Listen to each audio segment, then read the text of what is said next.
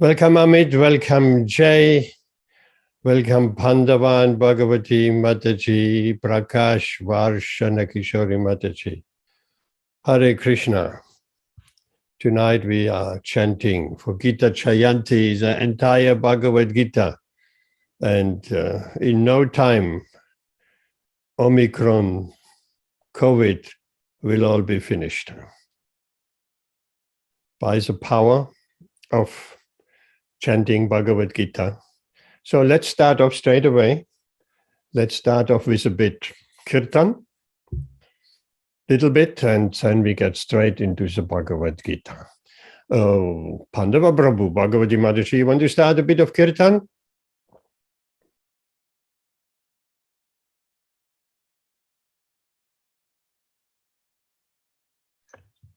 Hare Krishna, everyone. Hare Krishna.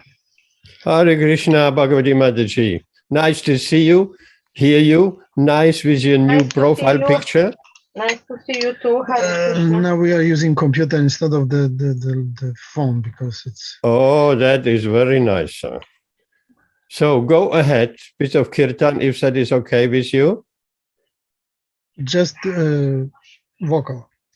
Nama Om Vishnu Padaya Krishna Prastaya Bhutale Srimate Bhakti Vedanta Swami Iti Namine Nama Om Vishnu Padaya Krishna Prastaya Bhutale Srimate Bhakti Vedanta Swami Iti Namine Namaste Saraswate Deve Gauravani Pracharine Nirvishesha Shunyavadi Paschata Dushatarine Namaste Saraswate Deve Gauravani Pracharine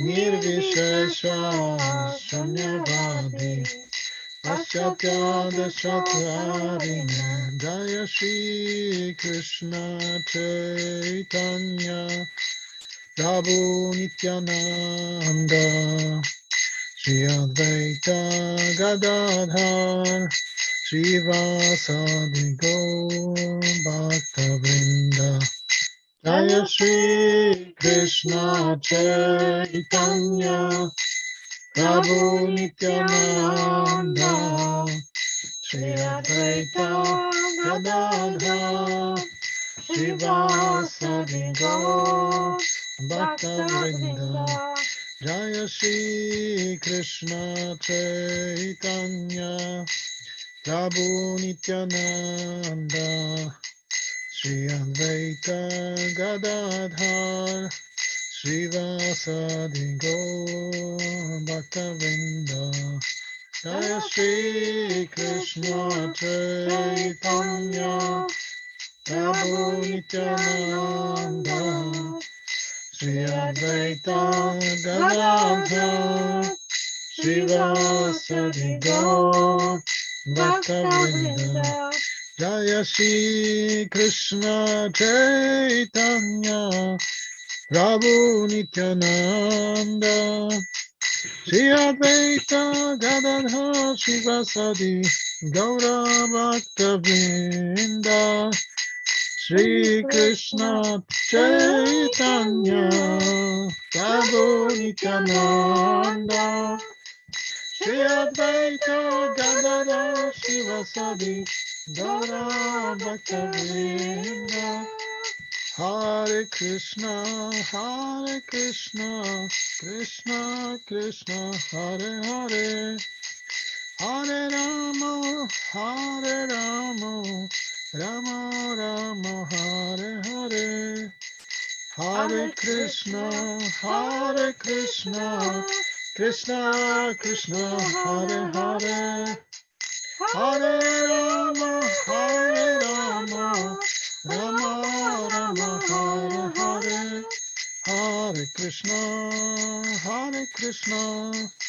Krishna Krishna, Hare Hare, Hare Rama, Hare Rama, Rama Rama, Hare Hare. Hare Krishna, Hare Krishna, Krishna Krishna, Hare Hare. Hare Rama, Hare Rama, Rama Rama, Hare Hare. Hare Krishna, Hare Krishna, Krishna Krishna, Hare Hare. Hare Rama, Hare Rama, Rama Rama, Hare Hare. Hare Krishna, Hare Krishna, Krishna Krishna, Hare Hare. Hare Rama, Hare Rama, Rama Rama, Hare Hare. Hare Krishna, Hare Krishna, Krishna Krishna, Hare Hare. Hare Rama, Hare Rama, Rama Rama, Hare Hare. Hare Krishna, Hare Krishna, Krishna Krishna, Hare Hare. Hare Rama, Hare Rama, Rama Rama, Hare Hare.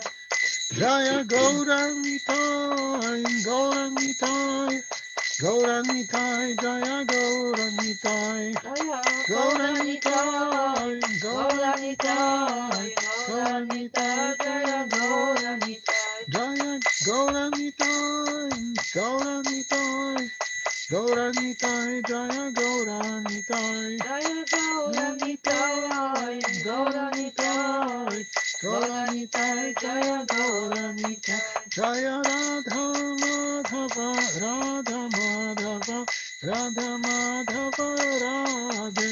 Jaya Radha Madhava, Radha Madhava, Radha Madhava, Radhe. Jaya Prabhupada, Prabhupada, Prabhupada, Jaya Prabhupada, Jaya Prabhupada, Prabhupada, Prabhupada, Jaya Prabhupada. Gita Jayanti Mahotsava ki jai. Hare Krishna. Hare Krishna, everyone. Hare Krishna, Pandava Prabhu, Bhagavati Mataji, Amit, Rashmi Mataji, Jai, Lawrence, Prakash, Varshana. Hare Krishna. What a beautiful turnout. Tonight we will recite Bhagavad-Gita and we will finish all the pandemic in one go. Hare Krishna. Spiritual solutions. Krishna can do that immediately. Okay, let's share our screen.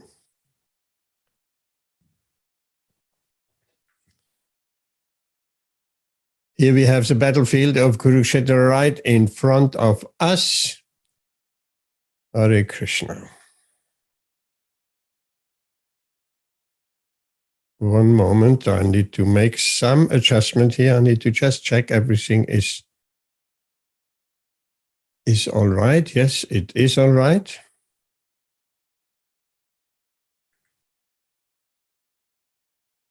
Bhagavad Gita. What we will do, we'll read those who can fluently read, who are all right with the English language and can fluently read. We will have those readings so different people can get a chance.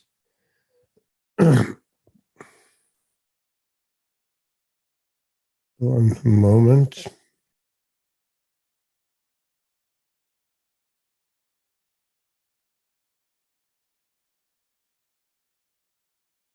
I have to stop that screen share for a moment.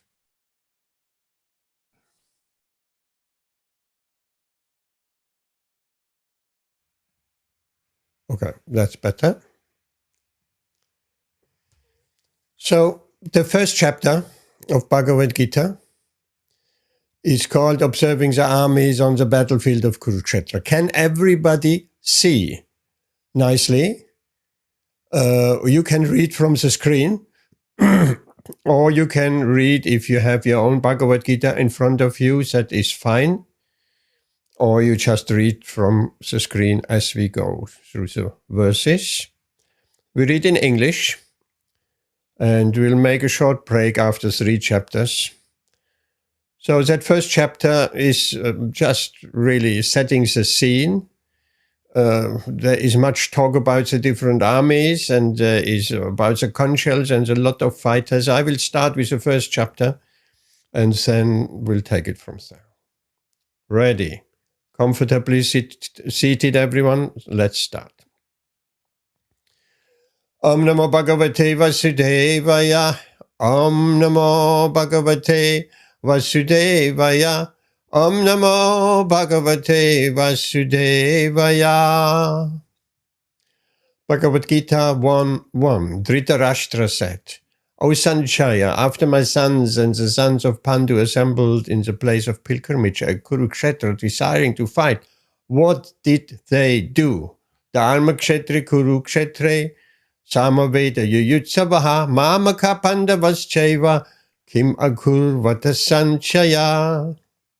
Sanchaya said, O king, after looking over the army arranged in military formation by the sons of Pandu, King Duryodhana went to his teacher and spoke the following words. My dear teacher, behold the great army of the sons of Pandu, so expertly arranged by your intelligent disciples, the son of Drupada. Here in this army there are many heroic bowmen, equal in fighting to Bhima and Arjuna, great fighters like Yuyudhan, Virata and Drupada. There are also great, heroic, powerful fighters like Drishtaketu, Chetikana, Kashiraj. Prabhu, we can't see your screen. Huh? We can't see your screen. You we can't cannot see your screen. Okay, that will have to remedy that. We'll have to. Yes, you cannot see my screen because the sharing stopped somehow or other. Is that better? Yes. Everybody can see the screen. Please, if something goes wrong, do let me know. Everybody mute the microphone. And we carry on with Bhagavad Gita 1:5. There are also great, heroic, powerful fighters like Drishtaketu, Chetikana, Kashiraj, Puruchit, Kundibocha, and Shaibya. There are the mighty Yudhamanyu, the very powerful Uttamaucha, and the son of Shubhatra, and the sons of Draupadi. All these warriors are great chariot fighters. But for your information, O best of the Brahmanas, let me tell you about the captains who are especially qualified to lead my military force. There are personalities like you, Bhishma, Karna, Kripa, Ashwatham, Vikarna, and the son of Somadatta called Bhurishrava, who are always victorious in battle. There are many other heroes who are prepared to lay down their lives for my sake. All of them are very well equipped with different kinds of weapons and are all experienced in military science. Our strength is immeasurable, and we are perfectly protected by Grandfather Bhishma, whereas the strength of the Pandavas, carefully protected by Bhima, is limited. All of you must now give full support to Grandfather Bhishma as you stand at your respective strategic points of the entrance into the phalanx of the army. Then Bhishma, the great valiant grandsire of the Kuru dynasty, the grandfather of the fighters, blew his conch shell very loudly, making a sound like the roar of a lion, giving Duryodhana joy. After that, the conch shells, drums, bugles, trumpets, and horns were all suddenly sounded, and the combined sound was tumultuous. On the other side, both Lord Krishna and Arjuna, stationed on a great chariot, drawn by white horses, sounded their transcendental conch shells. Lord Krishna blew his conch shell, called Panchajanya. Arjuna blew his, and Devadatta and Bhima, the ferocious eater and performer of Herculean tasks, blew his terrific conch shell called Poundra.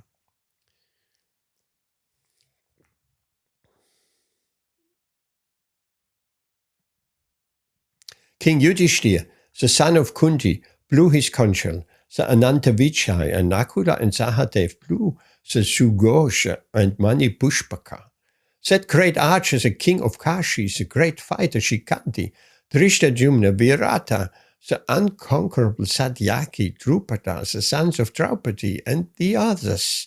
O king, such as the mighty armed son of Shubhadra, all blew their respective conch shells.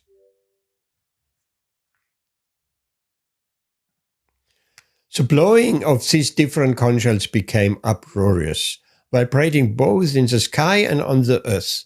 It shattered the hearts of the sons of Dhritarashtra.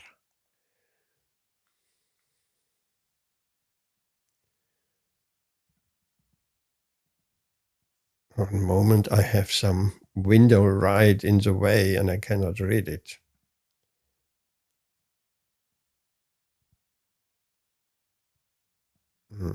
That is a problem. At that time, Arjuna, the son of Pandu, seated in the chariot bearing the flag marked with Hanuman, took up his bow and prepared to shoot his arrows. O king, after looking at the sons of Dhritarashtra drawn in military array, Arjuna then spoke to Lord Krishna these words. Arjuna said, O infallible one, please draw my chariot between the two armies, so that I may see those present here who desire to fight, and with whom I must contend in this great trial of arms. Let me see those who have come here to fight, wishing to please the evil-minded son of Dhritarashtra. Sanjaya said, O descendant of Bharat, having thus been addressed by Arjuna, Lord Krishna drew up the fine chariot in the midst of the armies of both parties. In the presence of Bhishma, Drona, and all the other chieftains of the world, the Lord said, Just behold, Partha, all the Kurus assembled here. There Arjuna could see within the midst of the armies of both parties his fathers, grandfathers, teachers, maternal uncles, brothers, sons, grandsons, friends, and also his fathers-in-law and well-wishers. When the son of Kunti, Arjuna, saw all these different grades of friends and relatives, he became overwhelmed with compassion and spoke thus. Arjuna said, My dear Krishna, seeing my friends and relatives present before me in such a fighting spirit, I feel the limbs of my body quivering and my mouth drying up. My whole body is trembling, my hair is standing on end, my bow, Gandiva, is slipping from my hand, and my skin is burning. I am now unable to stand here any longer. I'm forgetting myself and my mind is reeling. I see only cause of misfortune, O Krishna, killer of the Keshi demon. I do not see how any good can come from killing my own kinsman in this battle, nor can I, my dear Krishna, desire any subsequent victory, kingdom, or happiness. O Govinda, of what avail to us are kingdom, happiness, or even life itself, when all those for whom we may desire them are now arrayed on this battlefield? O Madhusudan, when teachers, fathers, sons, grandfathers, maternal uncles, fathers-in-law, grandsons, brothers-in-law, and other relatives are ready to give up their lives and properties and are standing before me, why should I wish to kill them, even so they might otherwise kill me? O maintainer of all living entities, I am not prepared to fight with them even in exchange for the three worlds, let alone this earth. What pleasure will we derive from killing the sons of Dhritarashtra? Sin will overcome us if we slay such aggressors. Therefore, it is not proper for us to kill the sons of Dhritarashtra and our friends. What should we gain, O Krishna, husband of the goddess of fortune, and how could we be happy by killing our own kinsmen? O Janardhan, also these men, their hearts overtaken by greed, see no fault in killing one's family or quarreling with friends. Why should we, who can seize a crime in destroying a family, engage in these acts of sin? With the destruction of dynasties, the eternal family tradition is vanquished, and thus the rest of the family becomes involved in irreligion. When irreligion is prominent in the family of Krishna, the women of the family become polluted, and from degradation of womanhood or descendant of Vrishni comes unwanted progeny.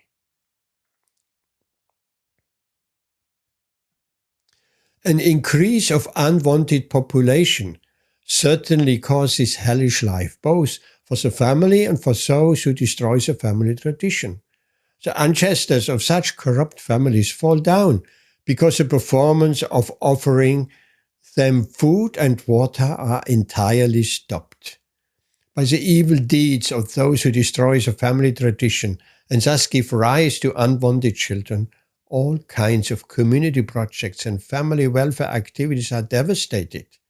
O Krishna, maintainer of the people, I have heard by disciplic succession that those who destroy family tradition dwell always in hell. Alas, how strange it is that we are preparing to commit greatly sinful acts, driven by the desire to enjoy royal happiness. We are intent on killing our own kinsmen. Better for me if the sons of Dhritarashtra, weapons in hand, were to kill me unarmed and unresisting on the battlefield. Sanjaya said, Arjuna, having thus spoken, on the battlefield cast aside his bow and arrows and sat down on the chariot, his mind overwhelmed with grief. Hare Krishna, that was chapter 1. I will read chapter 2 and then we hand over to Pandava or others. The chapter 2 is a summary of the entire Bhagavad-Gita. It's an extremely important chapter because there are many very important key verses, like Amit mentioned last Bhagavad-Gita workshop. He was mesmerized by such wonderful and important key verses in this second chapter. So, Chapter 2, Contents of the Gita summarized. Sanjaya said, seeing Arjuna full of compassion, his mind depressed, his eyes full of tears, Madhusudan, Krishna, spoke the following words. The Supreme Personality of Godhead said, My dear Arjuna, how have these impurities come upon you? They are not at all befitting a man who knows the value of life. They lead not to higher planets but to infamy. O son of Pritha, do not yield to this degrading impotence. This does not become you. Give up such petty weakness of heart and arise, O chastiser of the enemy. Arjuna said, O killer of enemies, O killer of Madhu, how can I counter-attack with arrows in battle men like Bhishma and Drona who are worthy of my worship? It would be better to live in this world begging than to live at the cost of the lives of great souls who are my teachers. Even so, desiring worldly gain, they are superiors. If they are killed, everything we enjoy will be tainted with blood. Nor do we know which is better, conquering them or being conquered by them. If we killed the sons of Dhritarashtra, we should not care to live. Yet, they are now standing before us on the battlefield. Now I am confused about my duty and have lost all composure because of miserly weakness. In this condition, I am asking you to tell me for certain what is best for me. Now I am your disciple, and a soul surrendered unto you. Please instruct me. I can find no means to drive away this grief, which is drying up my senses. I will not be able to dispel it, even if I win a prosperous, unrivaled kingdom on earth with sovereignty like the demigods in heaven. Sanjaya said, having spoken thus, Arjuna, chastiser of enemies, told Krishna, Govinda, I shall not fight, and fell silent.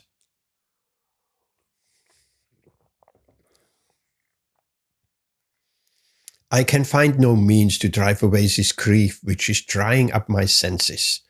I will not be able to dispel it, even if I win a prosperous, unrivaled kingdom on earth, with sovereignty like the demigods in heaven. Sanjaya said, having spoken thus, Arjuna, chastiser of enemies, told Krishna, Govinda, I shall not fight, and fell silent.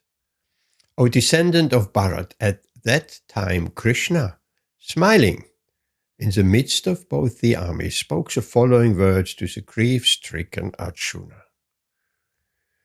The Supreme Personality of Godhead said, while speaking learned words, you are mourning for what is not worthy of grief. Those who are wise lament neither for the living nor for the dead. Never was there a time when I did not exist, nor you, nor all these kings, nor in the future shall any of us cease to be. As the embodied soul continuously passes in this body from boyhood to youth to old age, the soul similarly passes into another body at death. A sober person is not bewildered by such a change.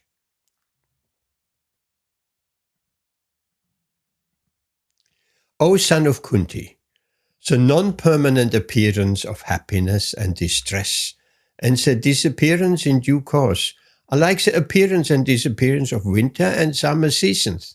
They arise from sense perception or sign of Bharata, and one must learn to tolerate them without being disturbed. O best amongst men, Arjuna, the person who is not disturbed by happiness and distress and is steady in both is certainly eligible for liberation. Those who are seers of the truth have concluded that of the non-existent, the material body, there is no endurance, and of the eternal, the soul, there is no change. This they have concluded by studying the nature of both. That which pervades the entire body you should know to be indestructible. No one is able to destroy that imperishable soul. The material body of the indestructible, immeasurable, and eternal living entity is sure to come to an end. Therefore, fight, O descendant of Bharat. Neither he who thinks the living entity, the slayer, nor he who thinks it slain is in knowledge. For the self slays not, nor is slain. For the soul there is neither birth nor death. At any time, he has not come into being, does not come into being, and will not come into being. He is unborn, eternal, ever-existing, and primeval. He is not slain when the body is slain. O Partha, how can a person who knows that the soul is indestructible, eternal, unborn, and immutable kill anyone or cause anyone to kill? As a person puts on new garments, giving up old ones, the soul similarly accepts new material bodies, giving up the old and useless ones. The soul can never be cut to pieces by any weapon, nor burned by fire, nor moistened by water, nor withered by the wind. This individual soul is unbreakable and insoluble, and can be neither burned nor dried. He is everlasting, present everywhere, unchangeable, immovable, and eternally the same. It is said that the soul is invisible and inconceivable and immutable. Knowing this, you should not grieve for the body. If, however, you think that the soul, or the symptoms of life, is always born and dies forever, you still have no reason to lament, O mighty armed. One who has taken his birth is sure to die. And after death, one is sure to take birth again. Therefore, in the unavoidable discharge of your duty, you should not lament.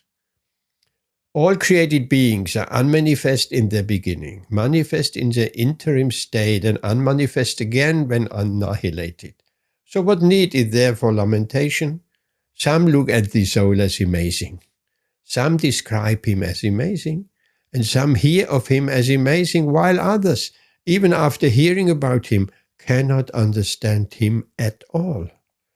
O descendant of Bharat, he who dwells in the body can never be slain. Therefore you need not grieve for any living being. Considering your specific duty as a Kshatriya, you should know that there is no better engagement for you than fighting on religious principles, and so there is no need for hesitation. O Partha, happy are the Kshatriyas to whom such fighting opportunities come unsought, opening for them the doors of the heavenly planets. If, however, you do not perform your religious duty of fighting, then you will certainly incur sin for neglecting your duty and thus lose your reputation as a fighter.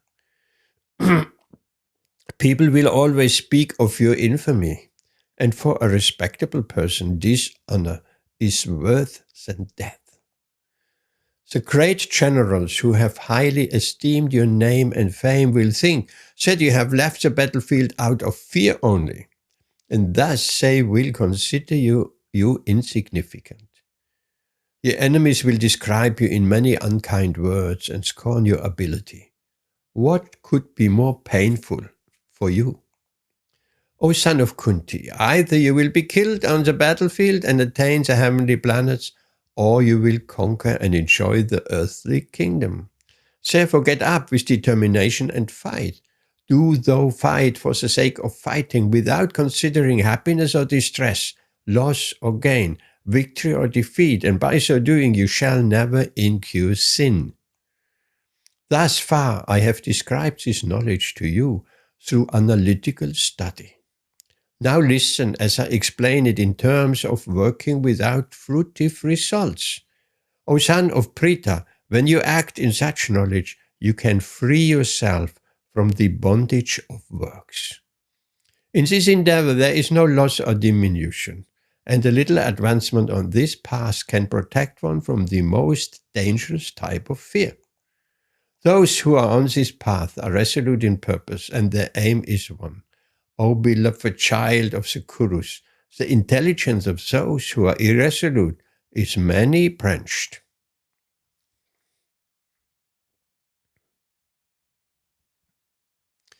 Men of small knowledge are very much attached to the flowery words of the Vedas, which recommend various fruitive activities for elevation to heavenly planets, resultant good birth, power, and so forth.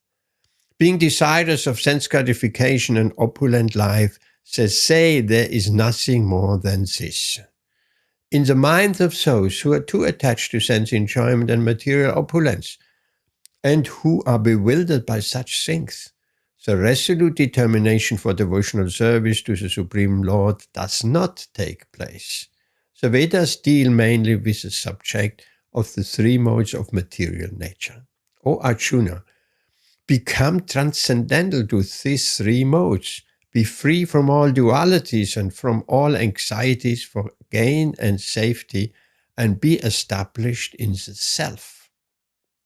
All purposes served by a small well can at once be served by a great reservoir of water. Similarly, all the purposes of the Vedas can be served to one who knows the purpose behind them. You have a right to perform your prescribed duty, but you are not entitled to the fruits of action. Never consider yourself the cause of the results of your activities, and never be attached to not doing your duty. Perform your duty equipoise, O Arjuna, abandoning all attachment to success or failure. Such equanimity is called yoga. O Dhananjaya, keep all abominable activities far distant by devotional service, and in that consciousness surrender unto the Lord. Those who want to enjoy the fruits of their work are misers. A man engaged in devotional service rids himself of both good and bad actions, even in this life. Therefore, strive for yoga, which is the art of all work. By thus engaging in devotional service to the Lord, great sages or devotees free themselves from the results of work in the material world. In this way, they become free from the cycle of birth and death and attain a state beyond all miseries by going back to Godhead. When your intelligence has passed out of the dense forest of delusion, you shall become indifferent to all that has been heard and all that is to be heard. When your mind is no longer disturbed by the flowery language of the Vedas, and when it remains fixed in the trance of self-realization, then you will have attained the divine consciousness. Arjuna said, O Krishna, what are the symptoms of one whose consciousness is thus merged in transcendence? How does he speak? And what is his language? How does he sit? How does he walk?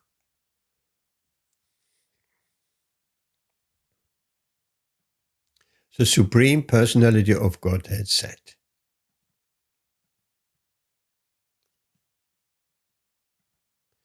O Partha, when a man gives up all varieties of desire for sense gratification, which arise from mental concoction, and when his mind, thus purified, finds satisfaction in the self alone, then he is said to be in pure transcendental consciousness.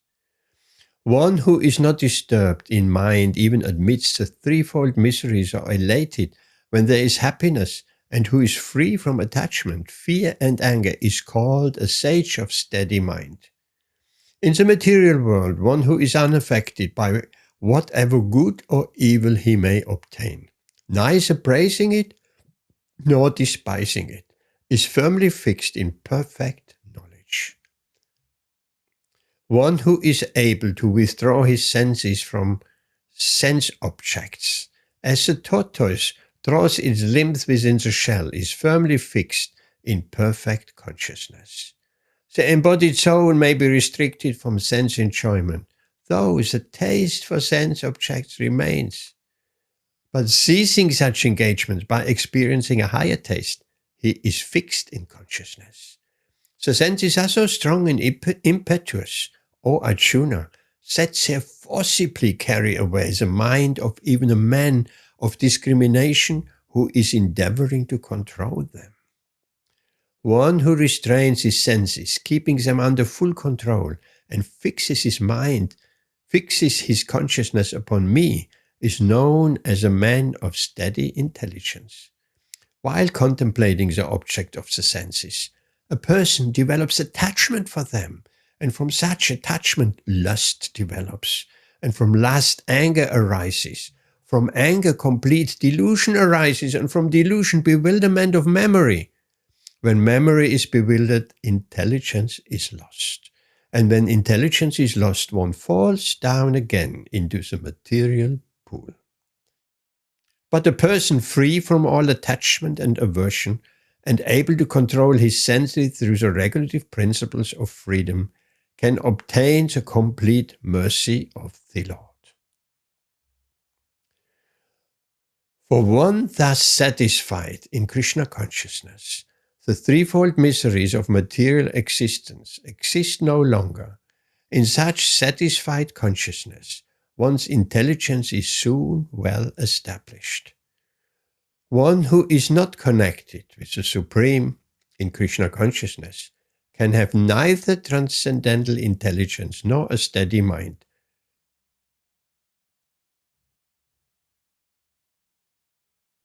Without which there is no possibility of peace. And how can there be any happiness without peace? As a strong wind sweeps away a boat on the water, even one of the roaming senses on which the mind focuses can carry away a man's intelligence. Therefore, Almighty armed, one whose senses are restrained from their objects is certainly of steady intelligence. What is night for all beings is a time of awakening for the self-controlled. And the time of awakening for all beings is night for the introspective sage.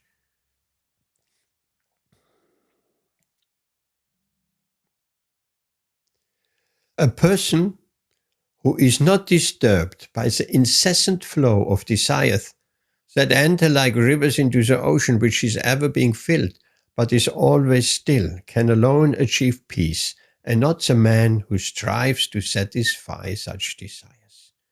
A person who has given up all desires for sense gratification, who lives free from desires, who has given up all sense of proprietorship and is devoid of false ego, he alone can attain real peace. That is a way of the spiritual and godly life, after attaining which a man is not bewildered. If one is thus situated, even at the hour of death, one can enter into the kingdom of God. Hare Krishna, that brings us to the end of chapter 2, and we're coming to chapter 3. Hare Krishna. Everybody is still here? Amit, Vaishana, Jay, Jayanti Bai is here. Hare Krishna. Welcome, Jayanti Bai. Lawrence, Pandava Prabhu, Bhagavati Mataji, and Vaishna Kishori. Pandava Prabhu, will you be able to take us further? Chapter 3, maybe you say just for half a minute, 20 seconds, a few words about chapter 3, and then we'll go ahead. And you read us chapter 3 and perhaps more. So in this chapter, Lord Krishna explains how to act and not to be affected by the results of one's deeds, which will be further explained in the next chapter for Karma Yoga in Krishna consciousness, which is going to be higher understanding. But Bhagavati Mataji will read this, chapter 3. Arjuna said, O Janardana, O Keshava, why do you want to engage me in this ghastly warfare if you think that intelligence is better than fruitive work? My intelligence is bewildered by your equivocal instructions. Therefore, please tell me decisively which will be most beneficial for me. The Supreme Personality of Godhead said, O sinless Arjuna, I have already explained that there are two classes of men who try to realize the self. Some are inclined to understand it by empirical philosophical speculation, and others by devotional service. Not by merely abstaining from work can one achieve freedom from reaction, nor by renunciation alone can one attain perfection.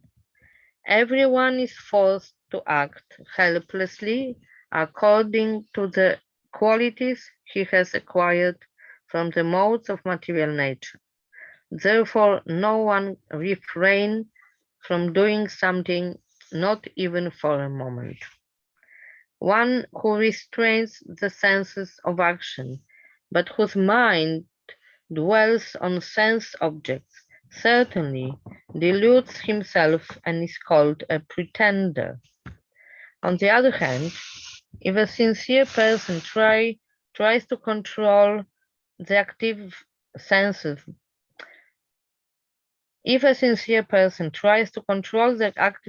by the mind and begins karma yoga in Krishna consciousness without attachment, he is by far superior. Perform your prescribed duty, for doing so is better than not working. One cannot even maintain one's physical body without work. Work done as a sacrifice for Vishnu has to be performed. Otherwise, work causes bondage in this material world. Therefore, O son of Kunti, perform your prescribed duties for his satisfaction, and in that way you will always remain free from bondage. In the beginning of creation, the Lord of all creatures sent forth generations of men and demigods, along with sacrifices for Vishnu, and blessed them by saying, Be thou happy by this yajña, sacrifice, because its performance will bestow upon you everything desirable for living happily and achieving liberation. The demigods, being pleased by sacrifices, will also please you, and thus, by cooperation between men and demigods, prosperity will reign for all. In charge of the various necessities of life, the demigods, being satisfied by the performance of yajña, sacrifice, will supply all necessities to you. But he who enjoys such gifts without offering them to the demigods without offering them to demigods in return is certainly a thief. The devotees of the Lord are released from all kinds of sins because they eat food which is offered first for sacrifice. Others, who prepare food for personal sense enjoyment, verily eat only sin. All living bodies subsist on food grains, which are produced from rains. Rains are produced by performance of yajña, and yajña is born of prescribed duties. Regulated activities are prescribed in the Vedas, and the Vedas are directly manifested from the Supreme Personality of Godhead. Consequently, the all-pervading transcendence is eternally situated in acts of sacrifice. My dear Arjuna, one who does not follow in human life the cycle of sacrifice, thus established by the Vedas, certainly leads a life full of sin. Living Can you only stop for a second, Bhagavati Mataji? I lost where we are. Which verse are you on? 16. 16. Yes. Okay. Living only for the satisfaction of the senses, such a person lives in vain. But for one who takes pleasure in the self, whose human life is one of self-realization, and who is satisfied in the self only, fully satiated, for him there is no duty. A self-realized man has no purpose to fulfill in the discharge of his prescribed duties, nor has he any reason not to perform such work, nor has he any need to depend on any other living being. Therefore, without being attached to the fruits of activities, one should act as a matter of duty, for by working without attachment, one attains the Supreme. Kings such as Janaka attained perfection solely by performance of prescribed duties. Therefore, just for the sake of educating the people in general, you should perform your work. Whatever action a great man performs, common men follow, and whatever standards he sets by exemplary acts, all the world pursues. O son of Pritha, there is no work prescribed for me within all the three planetary systems, nor am I in want of anything, nor have I a need to obtain anything, and yet I am engaged in prescribed duties. For if I ever failed to engage in carefully performing prescribed duties, O Partha, certainly all men would follow my path. If I did not perform prescribed duties, all these worlds would be put to ruination. I would be the cause of creating unwanted population, and I would thereby destroy the peace of all living beings. As the ignorant perform their duties with attachment to results, the learned may similarly act by without attachment for the sake of leading people on the right path, so as not to disrupt the minds of ignorant men attached to the fruitive results of prescribed duties. A learned person should not induce them to stop work. Rather, by working in the spirit of devotion, he should engage them in all sorts of activities for the gradual development of Krishna consciousness. The spirit soul, bewildered by the influence of false ego, thinks himself the doer of activities that are actually carried out by the three modes of material nature.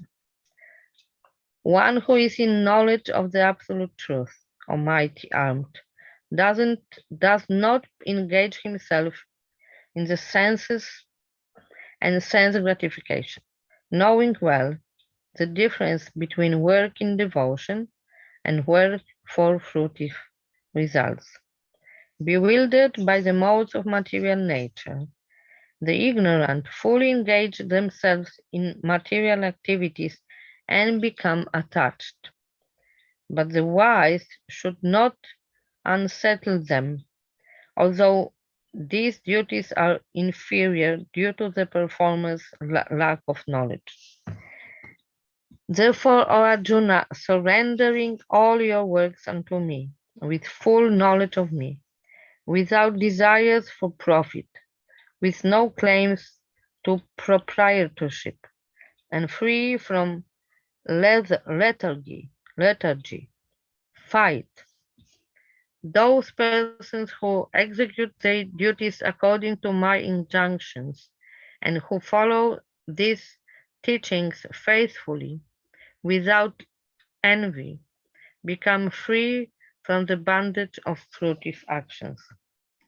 But those who, out of envy, disregard these teachings and do not follow them regularly are to be considered bereft of all knowledge, befooled, and ruined in their endeavors for perfection.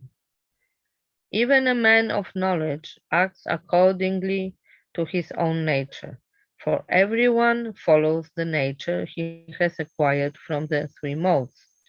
What can repression accomplish? These are principles to regulate attachment and aversion pertaining to the senses and their objects.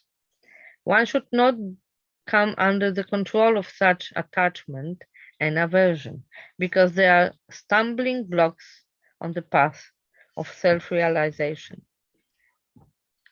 It is far better to discharge one's prescribed duties, even though faultily, than another's duties perfectly. Distraction in the course of performing one's own duty is better than engaging in another's duties, for to follow another's path is dangerous. Arjuna said, O descendant of Vishnu, by what is one impelled to sinful acts, even unwillingly, as if engaged by force?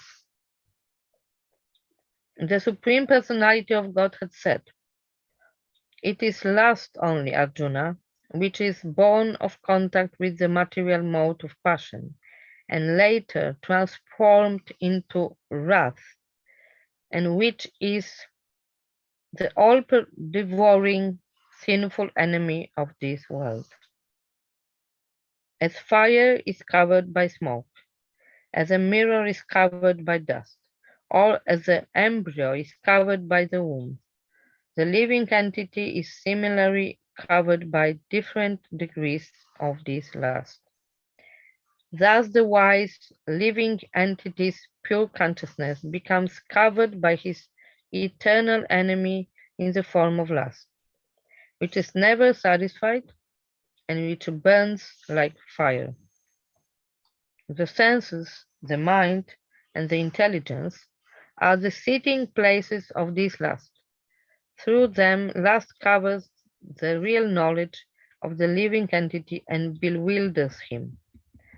Therefore, O Arjuna, best of the Bharatas, in the very beginning curb this great symbol of sin, lust, by regulating the senses, and slay this destroyer of knowledge and self-realization. The working senses are superior to dull matter. Mind is higher than the senses. Intelligence is still higher than the mind. And he, the soul, is even higher than the intelligence.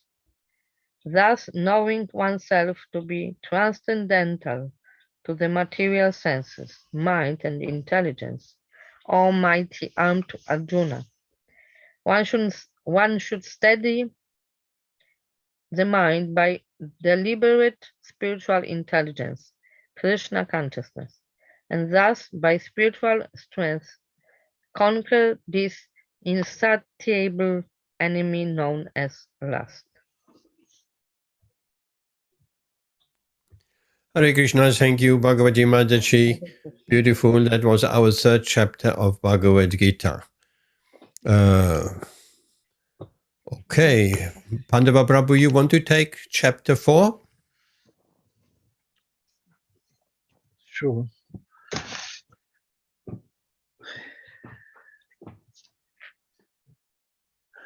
Chapter 4, Transcendental Knowledge.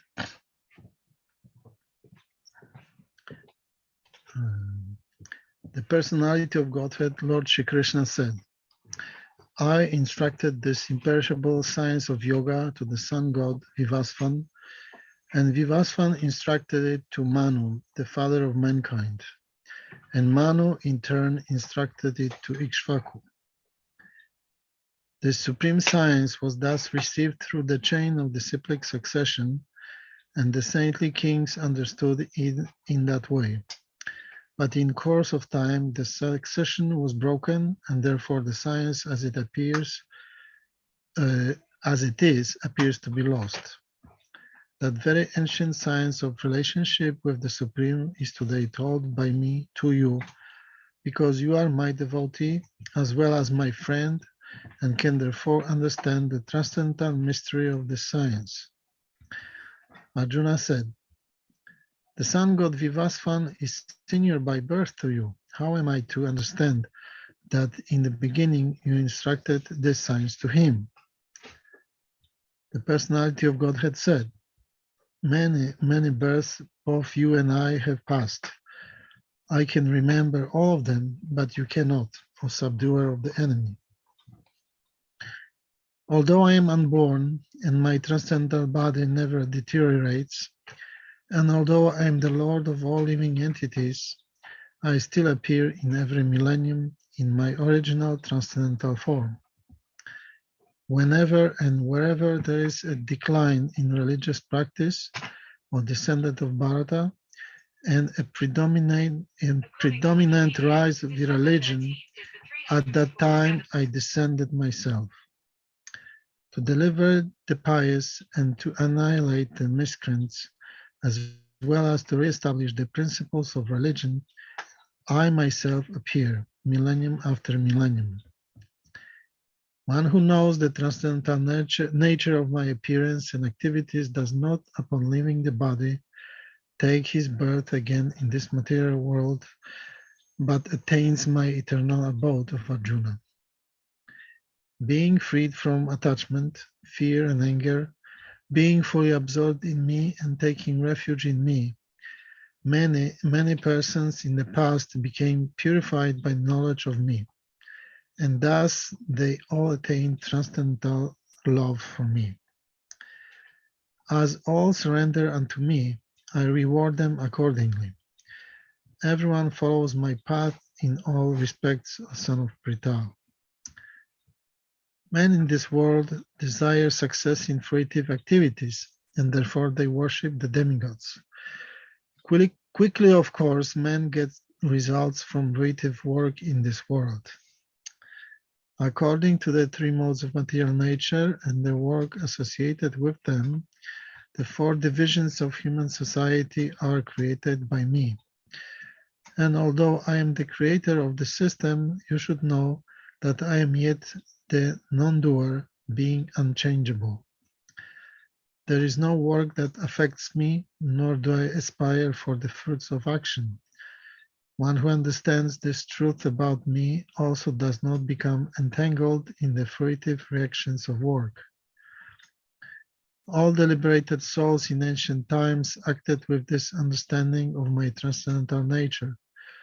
Therefore, you should perform your duty following in their footsteps. Even the intelligent are bewildered in determining what is action and what is inaction. Now I shall explain to you what action is, knowing which you shall be liberated from all misfortune. The intricacies of action are very hard to understand. Therefore, one should know properly what action is, what forbidden action is, and what inaction is. One who sees inaction in action and action in inaction is intelligent among men, and he is in the transcendental position, although engaged in all sorts of activities. One is understood to be in full knowledge, whose every endeavor is devoid of desire for sense gratification. He is said by sages to be a worker for whom the reactions of work have been burned up by the fire of perfect knowledge. Abandoning all attachment to the results of his activities, ever satisfied and independent, he performs no fruitive action, although engaged in all kinds of undertakings. Such a man of understanding acts with mind and intelligence perfectly controlled, gives up all sense of proprietorship over his possessions, and acts only for the bare necessities of life. Thus working, he is not affected by sinful reactions. He who is satisfied with gain which comes of its own accord, who is free from duality and does not envy, who is steady in both success and failure, is never entangled, although performing actions. The work of a man who is unattached to the modes of material nature and who is fully situated in transcendental knowledge merges entirely into transcendence. A person who is fully absorbed in Krishna consciousness is sure to attain the spiritual kingdom because of his full contribution to spiritual activities, in which the consummation is absolute and that which is offered is of the same spiritual nature. Some yogis perfectly worship the demigods by offering different sacrifices to them, and some offer sacrifices in the fire of the Supreme Brahman. Some, the unadulterated brahmacharis, sacrifice the hearing process and the senses in the fire of mental control, and others, the regulated householders, sacrifice the objects of the senses in the fire of the senses. Others, who are interested in achieving self-realization through control of the mind and senses, offer the functions of all the senses of the life breath as oblation into the fire of the controlled mind. Having accepted strict vows, some become enlightened by sacrificing their possessions, and others by performing severe austerities, by practicing the yoga of eightfold mysticism, or by studying the Vedas to advance in transcendental knowledge. Still others, who are inclined to the process of breath restraint to remain in trance, practice by offering the movement of the outgoing breath in the incoming and the incoming breath into outgoing, and thus at last remain in trance, stopping all breathing. Others, curtailing the eating process, offer the outgoing breath into itself as a sacrifice. All these performers who know the meaning of sacrifice become cleansed of sinful reactions, and having tasted the nectar of the results of sacrifices, they advance toward the supreme eternal atmosphere. O best of the Kuru dynasty, without sacrifice, one can never live happily on this planet or in this life. What then of the next? All these different types of sacrifice are approved by Vedas, and all of them are born of different types of work. Knowing them as such, you will become liberated. O chastiser of the enemy, the sacrifice performed in knowledge is better than the mere sacrifice of material possessions. After all, son of Pritha, all sacrifices of work culminate in transcendental knowledge. Just try to learn the truth by approaching a spiritual master. Inquire from him submissively and render service unto him. The self-realized souls can impart knowledge unto you because they have seen the truth. Having obtained real knowledge from a self-realized soul, you will never fall again into such illusion.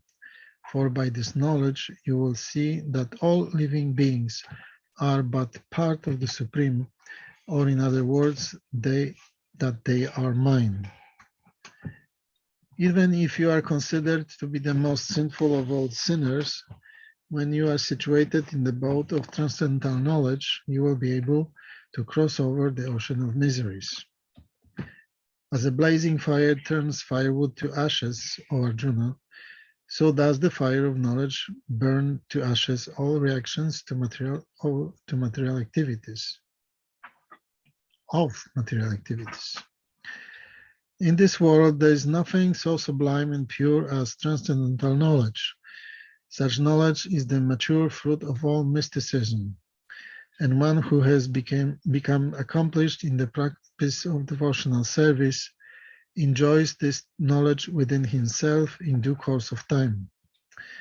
A faithful man who is dedicated to transcendental knowledge and who subdues his senses is eligible to achieve such knowledge, and having achieved it, he quickly attains the supreme spiritual peace. But ignorant and faithless persons who doubt the revealed scriptures do not attain God consciousness. They fall down. For the doubting soul, there is happiness neither in this world nor in the next. One who acts in devotional service, renouncing the fruits of his actions, and whose doubts have been destroyed by transcendental knowledge, is situated factually in the self. Thus he is not bound by the actions of work, or conqueror of riches. Therefore, the doubts which have arisen in your heart out of ignorance should be slashed by the weapon of knowledge. Armed with yoga of Bharata, stand and fight.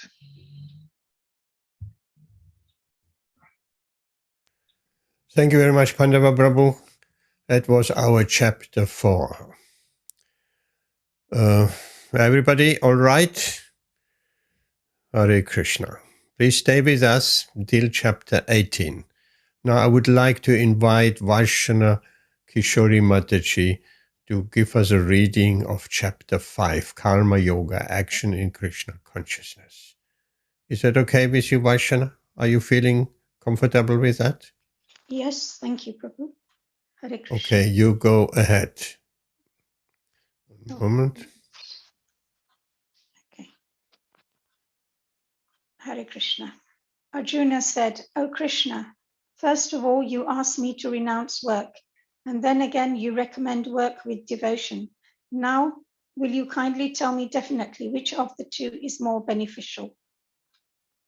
The personality of Godhead replied, the renunciation of work and work in devotion are both good for liberation, but of the two, work in devotional service is better than renunciation of work.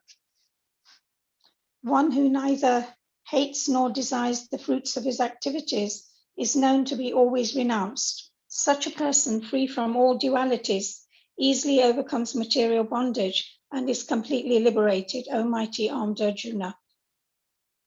Only the ignorant speak of devotional service, karma yoga, as being different from the analytical study of the material world, Sankhya. Those who are actually learned say that he who applies himself well to one of these paths achieves the results of both. One who knows that the position reached by means of analytical study can also be attained by devotional service, and who therefore sees analytical study and devotional service to be on the same level, sees things as they are. Merely renouncing all activities, yet not engaging in the devotional service of the Lord cannot make one happy. But a thoughtful person engaged in devotional service can achieve the supreme without delay. One who works in devotion, who is a pure soul, and who controls his mind and senses, is dear to everyone, and everyone is dear to him. Though always working, such a man is never entangled. A person in the divine consciousness, although engaged in seeing, hearing, touching, smelling, eating, moving about, sleeping, and breathing, always knows within himself that he actually does nothing at all, because while speaking, evacuating, receiving, or opening or closing his eyes, he always knows that only the material senses are engaged with their objects, and that he is aloof from them. One who performs his duty without attachment, surrendering the results unto the Supreme Lord, is unaffected by sinful action, as the lotus leaf is untouched by water. The yogis, abandoning attachment, act with body, mind, intelligence, and even with the senses, only for the purpose of purification. The steadily devoted soul attains unadulterated peace, because he offers the result of all activities to me, whereas a person who is not in union with the divine, who is greedy for the fruits of his labor, becomes entangled. When the embodied living beings controls his nature and mentally renounces all actions, he resides happily in the city of 9 gates, the material body, neither working nor causing work to be done.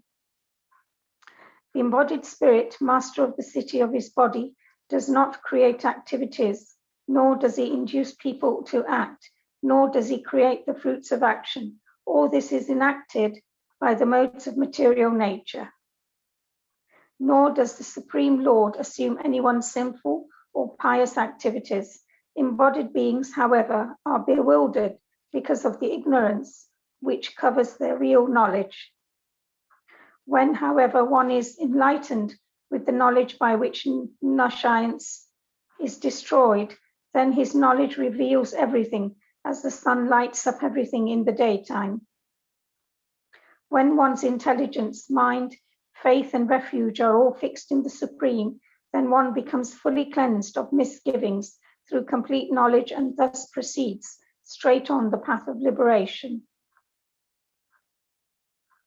The humble sages, by virtue of true knowledge, see with equal vision a learned and gentle Brahmana, a cow, an elephant, a dog, and a dog-eater, outcast.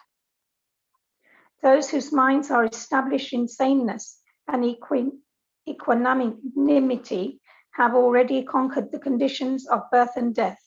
They are flawless like Brahman, and thus they are already situated in Brahman. A person who neither rejoices upon achieving something pleasant nor laments upon obtaining something unpleasant, who is self-intelligent, who is unbewildered, and who knows the science of God, is already situated in transcendence. Such a liberated person is not attracted to material sense pleasure, but is always in trance, enjoying the pleasure within. In this way, the self-realized person enjoys unlimited happiness, for he concentrates on the Supreme. An intelligent person does not take part in the sources of misery which are due to contact with the material senses. O son of Kunti, such pleasures have a beginning and an end, and so the wise man does not delight in them. Before giving up this present body, if one is able to tolerate the urges of the material senses and check the force of desire and anger, He is well situated and is happy in this world. One whose happiness is within, who is active and rejoices within, and whose aim is inward, is actually the perfect mystic. He is liberated in the Supreme, and ultimately he attains the Supreme.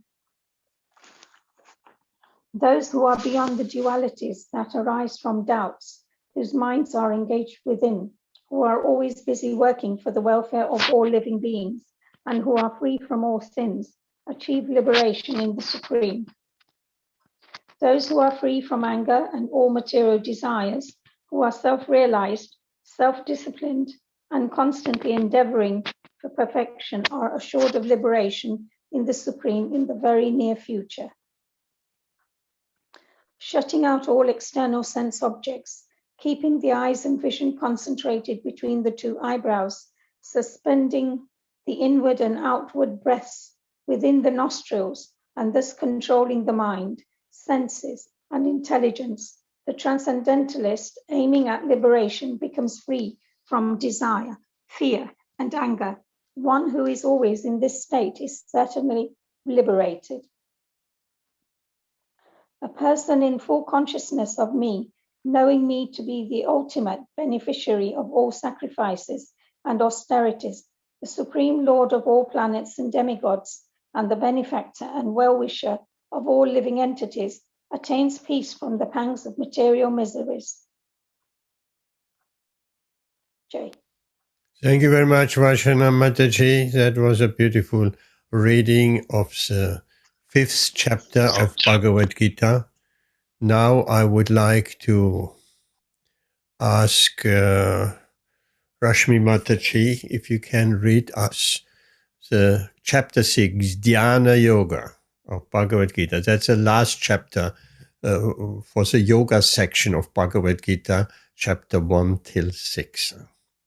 Is that okay with you, Rashmi Mataji? Yes, Prabhuji, Hare Krishna.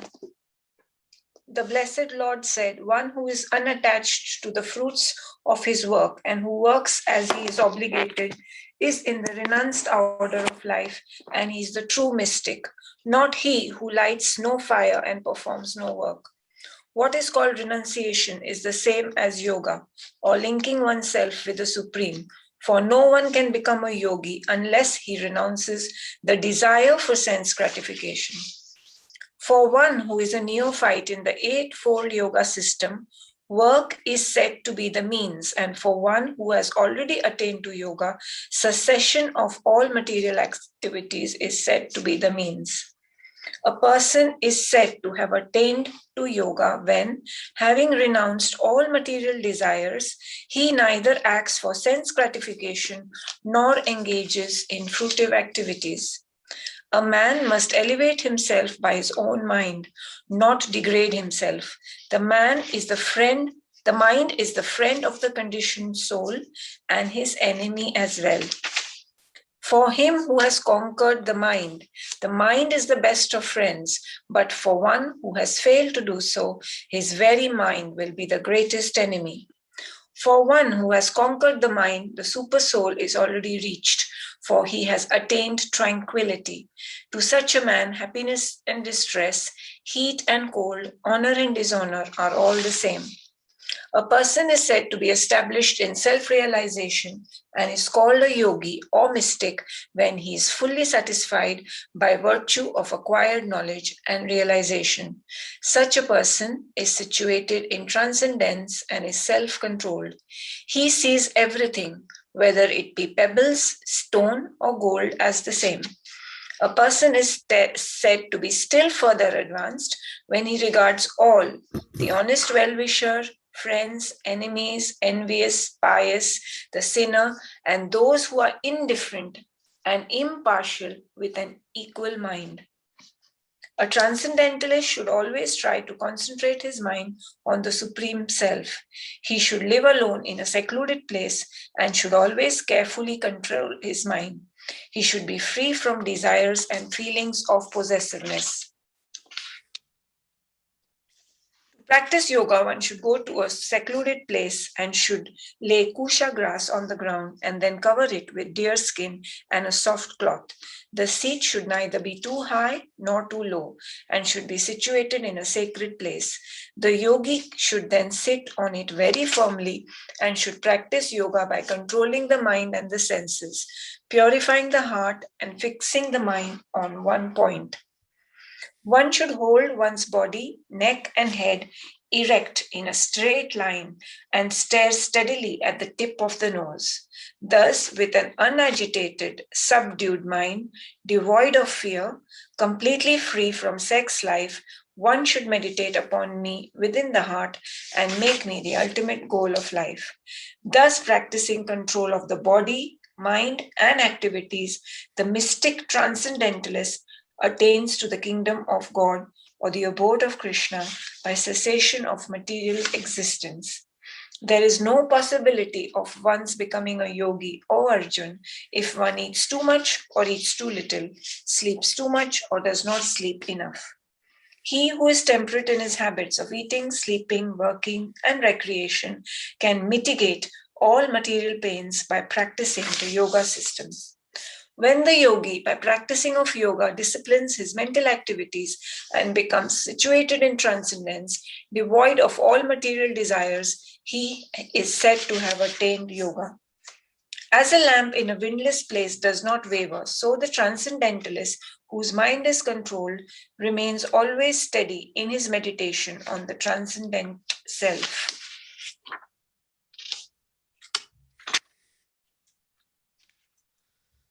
The stage of perfection is called trance or samadhi when one's mind is completely restrained from material mental activities by practice of yoga. This is characterized by one's ability to see the self by the pure mind and to relish and rejoice in the self. In that joyous state, one is situated in boundless transcendental happiness and enjoys himself through transcendental senses. Established thus, one never departs from the truth, and upon gaining this, he thinks there is no greater gain. Being situated in such a position, one is never shaken, even in the midst of greatest difficulty. This indeed is actual freedom from all miseries arising from material contact. One should engage himself in the practice of yoga with undeviated determination and faith. One should abandon, without exception, all material desires born of false ego and thus control all the senses on all sides by the mind. Gradually, step by step, with full conviction, one should become situated in trance by means of intelligence, and thus the mind should be fixed on the self alone and should think of nothing else. From whatever and wherever the mind wanders due to its flickering and unsteady nature, one must certainly withdraw it and bring it back under the control of the self. The yogi whose mind is fixed on me verily attains the highest happiness. By virtue of his identity with Brahman, he is liberated, his mind is peaceful, his passions are quieted, and he is freed from sin. Steady in the self, being freed from all material contamination, the yogi achieves the highest perfectional stage of happiness, in touch with the supreme consciousness. A true yogi observes me in all beings and also sees every being in me. Indeed, the self-realized man sees me everywhere. For one who sees me everywhere and sees everything in me, I am never lost, nor is he ever lost to me. The yogi who knows that I and the Supersoul within all creatures are one, worships me and remains always in me in all circumstances. He is a perfect yogi who, by comparison to his own self, sees the true quality of all beings, both in their happiness and distress. O Arjun.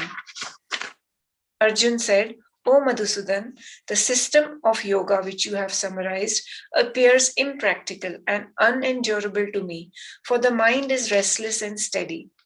For the mind is restless, turbulent, obstinate, and very strong. O Krishna, and to subdue it is, it seems to me, more difficult than controlling the wind. The blessed Lord said, O mighty armed son of Kunti, it is undoubtedly very difficult to curb the restless mind, but it is possible by constant practice and by detachment. For one whose mind is unbridled, self-realization is difficult work. But he whose mind is controlled and who strives by right means is assured of success.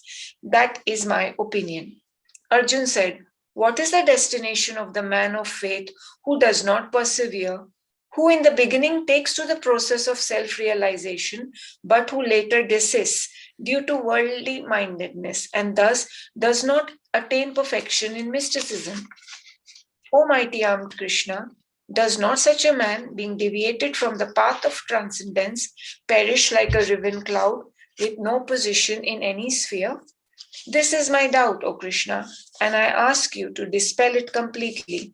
But for yourself, no one is to be found who can destroy this doubt. The blessed Lord said, Son of Pritha, a transcendentalist engaged in auspicious activities does not meet with destruction either in this world or in the spiritual world. One who does good, my friend, is never overcome by evil. The unsuccessful yogi, after many, many years of enjoyment on the planets of the pious living entities, is born into a family of righteous people or into a family of rich aristocracy. Or he takes his birth in a family of transcendentalists who are surely great in wisdom. Verily, such a birth is rare in this world. On taking such a birth, he again revives the divine consciousness of his previous life, and he tries to make further progress in order to achieve complete success, O son of Kuru. By virtue of the divine consciousness of his previous life, he automatically becomes attracted to the yogic principles, even without seeking them. Such an inquisitive transcendentalist, striving for yoga, stands always above the ritualistic principles of the scriptures. But when the yogi engages himself with sincere endeavor in making further progress, being washed of all contaminations, then ultimately, after many, many births of practice, he attains the supreme goal. A yogi is greater than the aesthetic, greater than the empiricist, and greater than the fruitive worker. Therefore, O Arjun, in all circumstances, be a yogi. And of all yogis, he who always abides in me with great faith, worshipping me in transcendental loving service, is most intimately united with me in yoga and is the highest of all.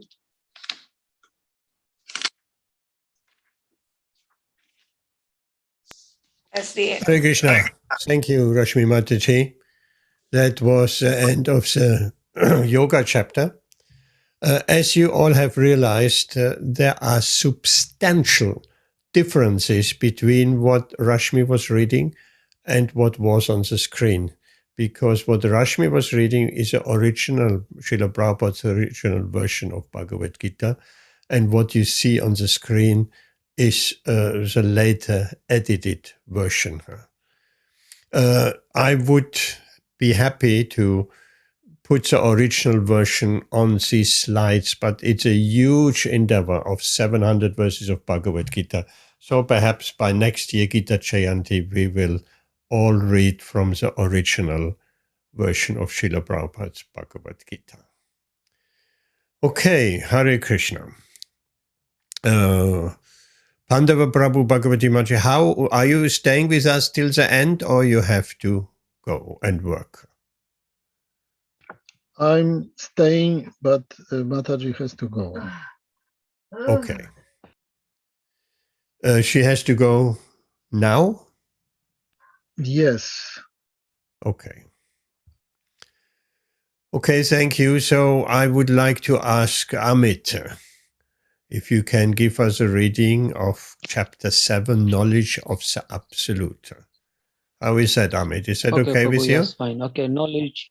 Yes, that's fine. Yes, knowledge of the Absolute. The Supreme Personality of Godhead said, now hear, O son of Peter, how by practicing yoga in full consciousness of me, with mind attached to me, you can know me in full, free from doubt. I shall now declare unto you in full this knowledge, both phenomenal and numinous. This being known, nothing further shall remain for you to know. Out of many thousands among men, one may endeavor for perfection, and of those who have achieved perfections, hardly one knows me in truth. Earth, water, fire, air, ether, mind, intelligence, and false ego, altogether these 8 constitute my separated material energies. Besides these, almighty armed Arjuna, there is another superior energy of mine, which comprises the living entities who are exploiting the resource of this material inferior nature. All created beings have their source in these 2 natures, of all that is material and all that is spiritual in this world. Know for certain that I am the both the origin and the dissolution. O conqueror of wealth, there is no truth superior to me. Everything rests upon me, as pearls are strung on a thread. O son of Kunti, I am the taste of water, the light of the sun and the moon, the syllable Om in the Vedic mantras. I am the sound in ether and the ability in man. I am the original fragrance of the earth, and I am the heat in the fire. I am the life of all that lives, and I am the penances of all the ascetics. O son of Pritha, know that I am the original seed of all existences, the intelligence of the intelligent, and the prowess of all powerful men. I am the strength of the strong, devoid of passion and desire. I am sex life which is not contrary to the religious principle. O Lord of the Bharatas, Arjuna, know that all states of being be. Know that all states of being be, they of goodness, passion, or ignorance, are manifested by my energy. I am one sense, everything, but I am independent. I am not under the modes of material nature, for they, on the contrary, are within me. Deluded by the 3 modes, goodness, passion, and ignorance, the whole world does not know me, who am above the modes and inexhaustible. This divine energy of mine, consisting of the 3 modes of material nature, is difficult to overcome, but those who have surrendered unto me can easily cross beyond it. These miscreants, who are grossly foolish, who are lowest among mankind, whose knowledge is stolen by the illusion, and who partake of the aesthetic nature of demons, do not surrender unto me. O best among the Bharatas, 4 kinds of pious men begin to render devotional service unto me: the distressed, the desire of wealth, the inquisitive, and he who is searching for the knowledge of the Absolute. Of these, the one who is in full knowledge and who is always engaged in pure devotional service is the best, for I am very dear to him and he is dear to me. All the devotees are undoubtedly magnanimous souls, but he who is situated in knowledge of me, I consider just like my own self. Being engaged in my transcendental service, he is sure to attain me, the highest and the most perfect goal. After many births and deaths, he is actually in the knowledge surrenders unto me, knowing me to be the cause of the causes and all that is. Such a great soul is very rare.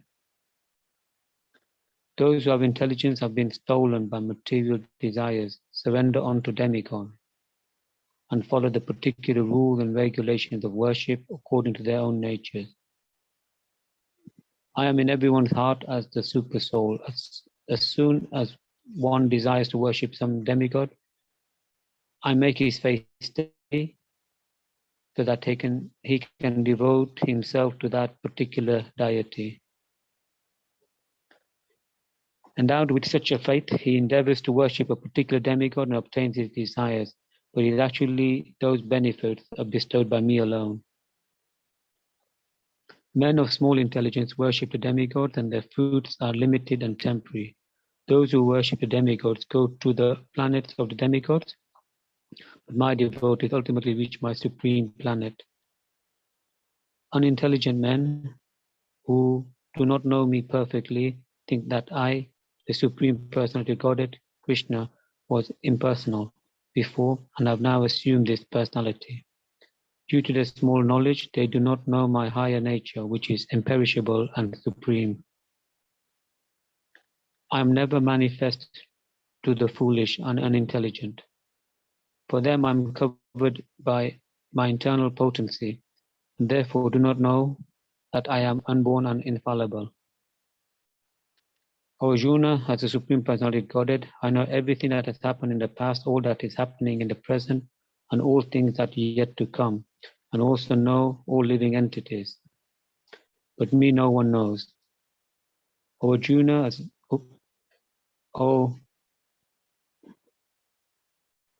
sorry, we just read that one, Prabhu, I think. Okay, thank you.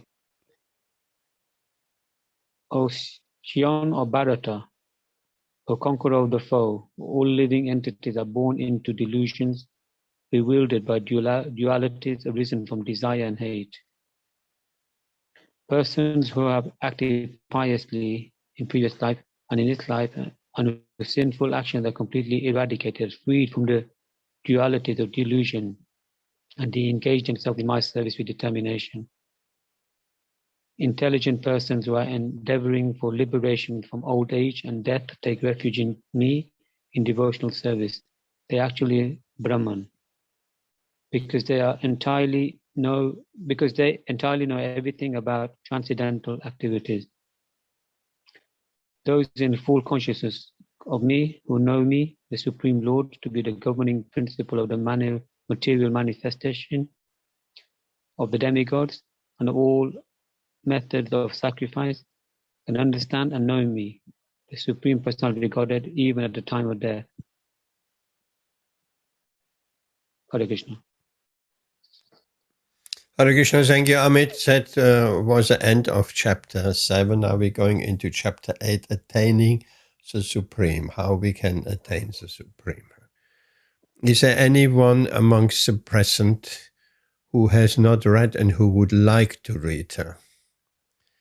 You can raise your hand. If not, I would give it back to Pandava Prabhu and ask you to please read us chapter 8, Attaining the Supreme. If that is all right with you, what do you say, Pandava? Yes, that's all right. Attaining the Supreme. Arjuna inquired, O my Lord, O Supreme Person, what is Brahman? What is the Self? What are the fruitive activities? What is this material manifestation? And what are the demigods? Please explain this to me. Who is the Lord of sacrifice, and how does he live in the body, O Madhusudana? And how can those engaged in devotional service know you at the time of death? The Supreme Personality of Godhead said, the indestructible transcendental living entity is called Brahman, and his eternal nature is called Adhyatma, the Self. Action pertaining to the development of material bodies of living entities is called karma or fruitive activities. O best of the embodied beings, the physical nature, which is constantly changing, is called Adibhuta, the material manifestation. The universal form of the Lord, which includes all the demigods like those of the sun and moon, is called Adideva. And I, the Supreme Lord, represented as the super soul in the heart of every embodied being, am called Adiyagya, the Lord of sacrifice. And whoever at the end of his life quits his body, remember me alone, at once attains my nature. Of this there is no doubt. Whatever state of being one remembers when he quits his body, O son of Kunti, that state he will attain without fail. Therefore, Arjuna, you should always think of me in the form of Krishna and at the same time carry out your prescribed duty of fighting. With your activities dedicated to me and your mind and intelligence fixed on me, you will attain me without doubt. He who meditates on me as the Supreme Personality of Godhead, his mind constantly engaged in remembering me, undeviated from the path, he, O Partha, is sure to reach me. One should meditate upon the Supreme Person as the one who knows everything, as he who is the oldest, who is the controller, who is the smaller than the smallest, who is the maintainer of everything, who is beyond all material conception, who is inconceivable, and who is always a person. He is luminous like the sun, and he is transcendental beyond this material nature. One who at the time of death fixes his life between the eyebrows, and by the strength of yoga with undeviated mind, engages himself in remembering the Supreme Lord in full devotion, will certainly attain to the Supreme Personality of Godhead.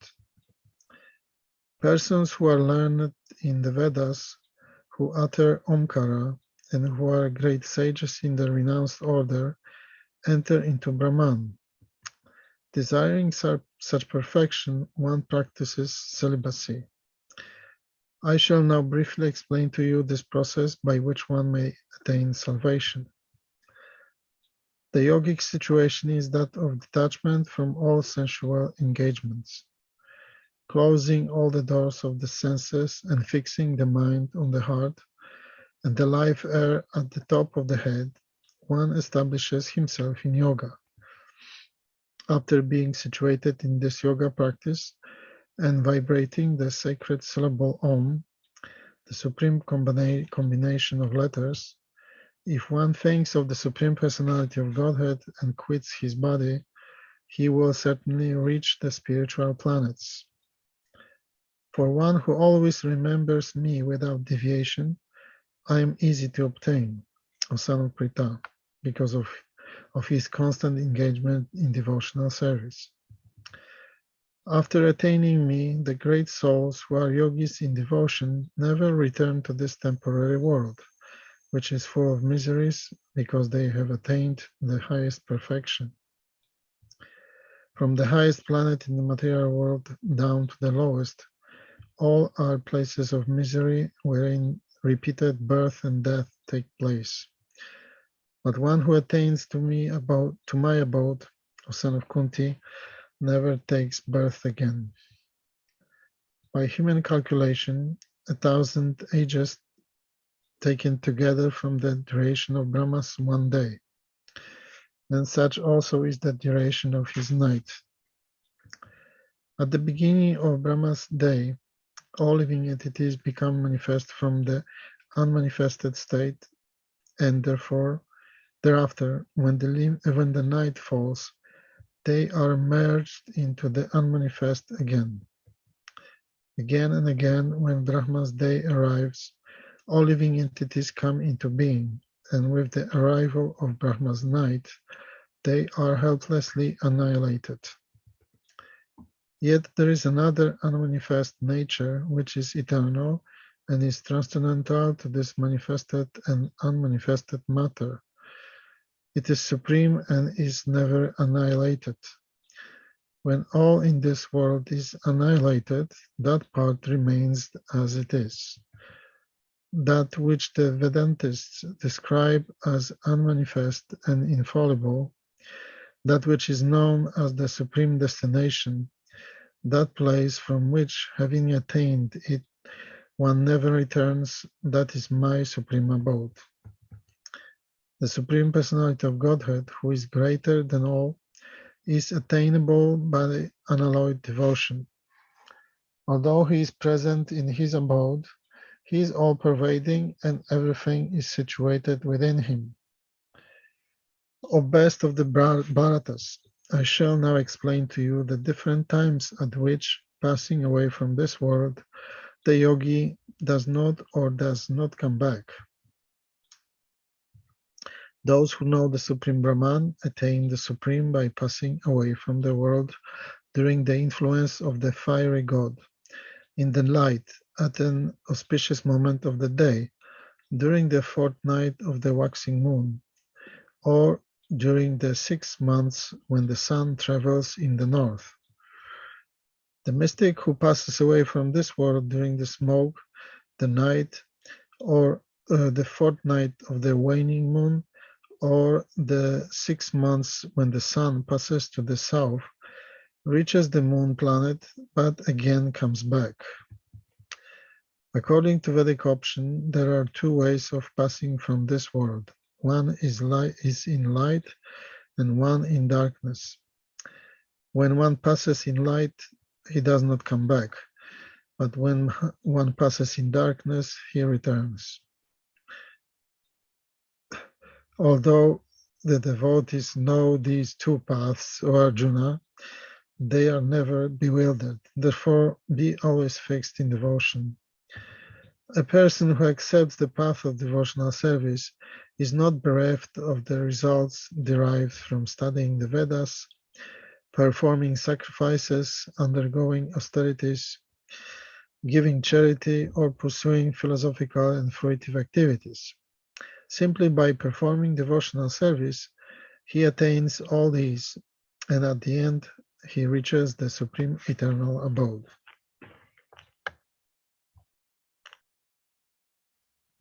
Hare Krishna. Thank you, Pandava Prabhu. That was chapter 8. Now we're getting the most confidential knowledge.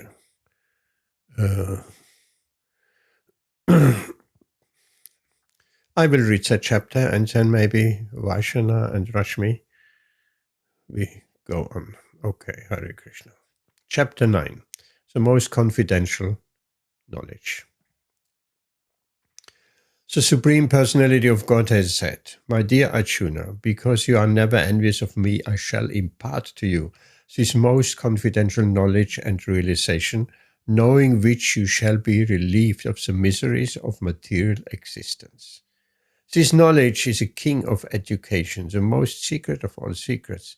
It is the purest knowledge, and because it gives direct perception of the self by realization, it is a perfection of religion. It is everlasting, and it is joyfully performed. Those who are not faithful in this devotional service cannot attain me, O conqueror of enemies.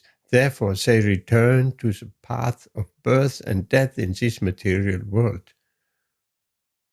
By me, in my unmanifested form, this entire universe is pervaded. All beings are in me, but I am not in them. And yet everything that is created does not rest in me. Behold my mystic opulence.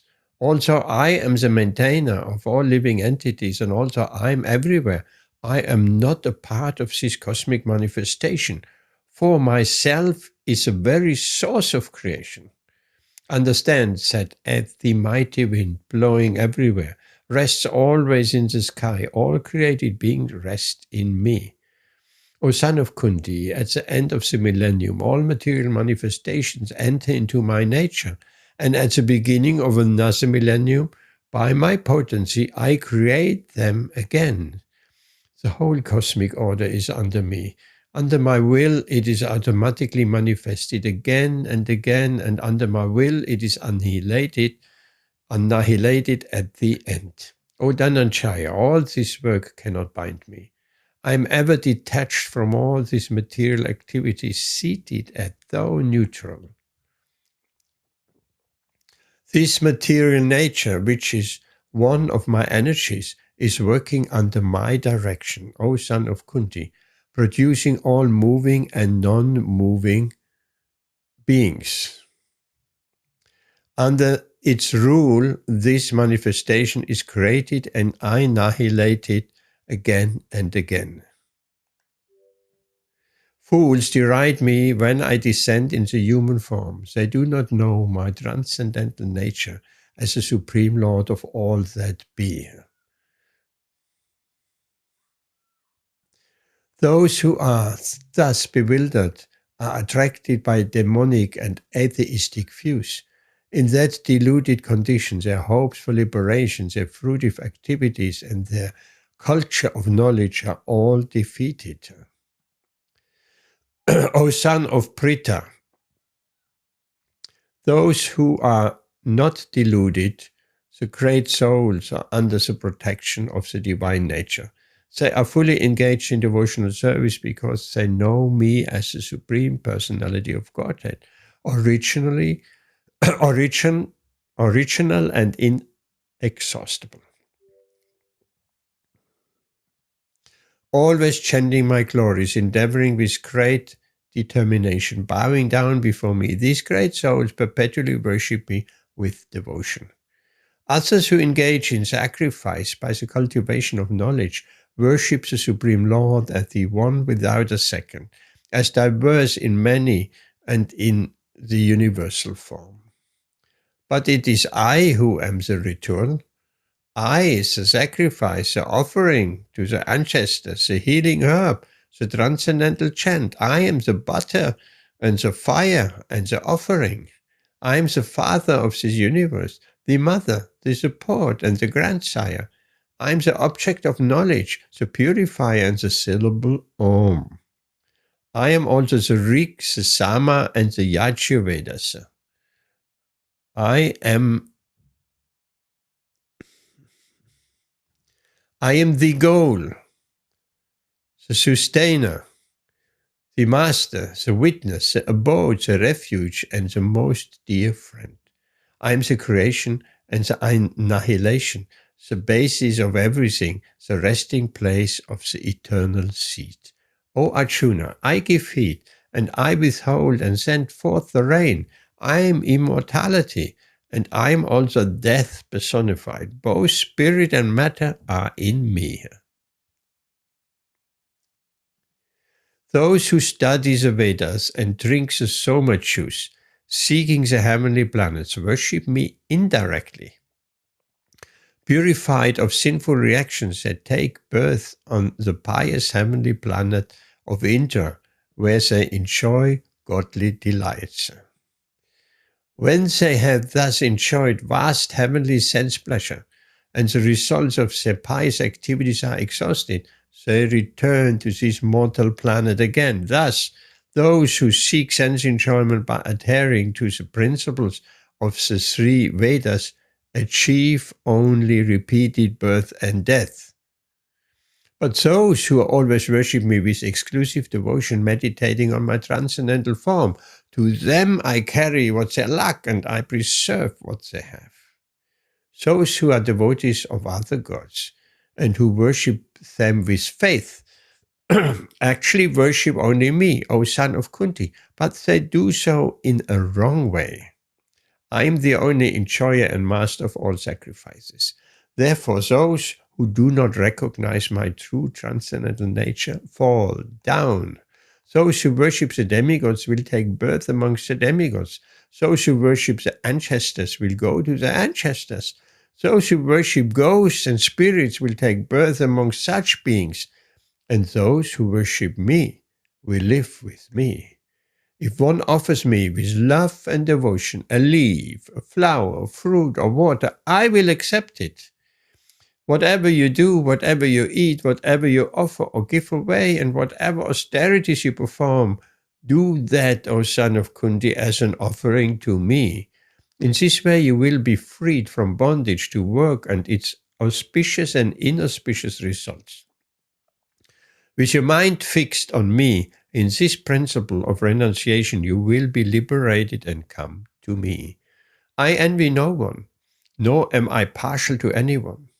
I am equal to all, but whoever renders service unto me in devotion is a friend, is in me, and I am also a friend to him. Even if one commits the most abominable action, if he is engaged in devotional service, he is to be considered saintly, because he is properly situated in his determination. He quickly becomes righteous and attains lasting peace. O son of Kunti, declare it boldly, that my devotee will never perish. My devotee never perishes. O son of Pritha, those who take shelter in me, those there may be of lower birth, women, Vaishyas, merchants, and Shudras, workers, can attain the supreme destination.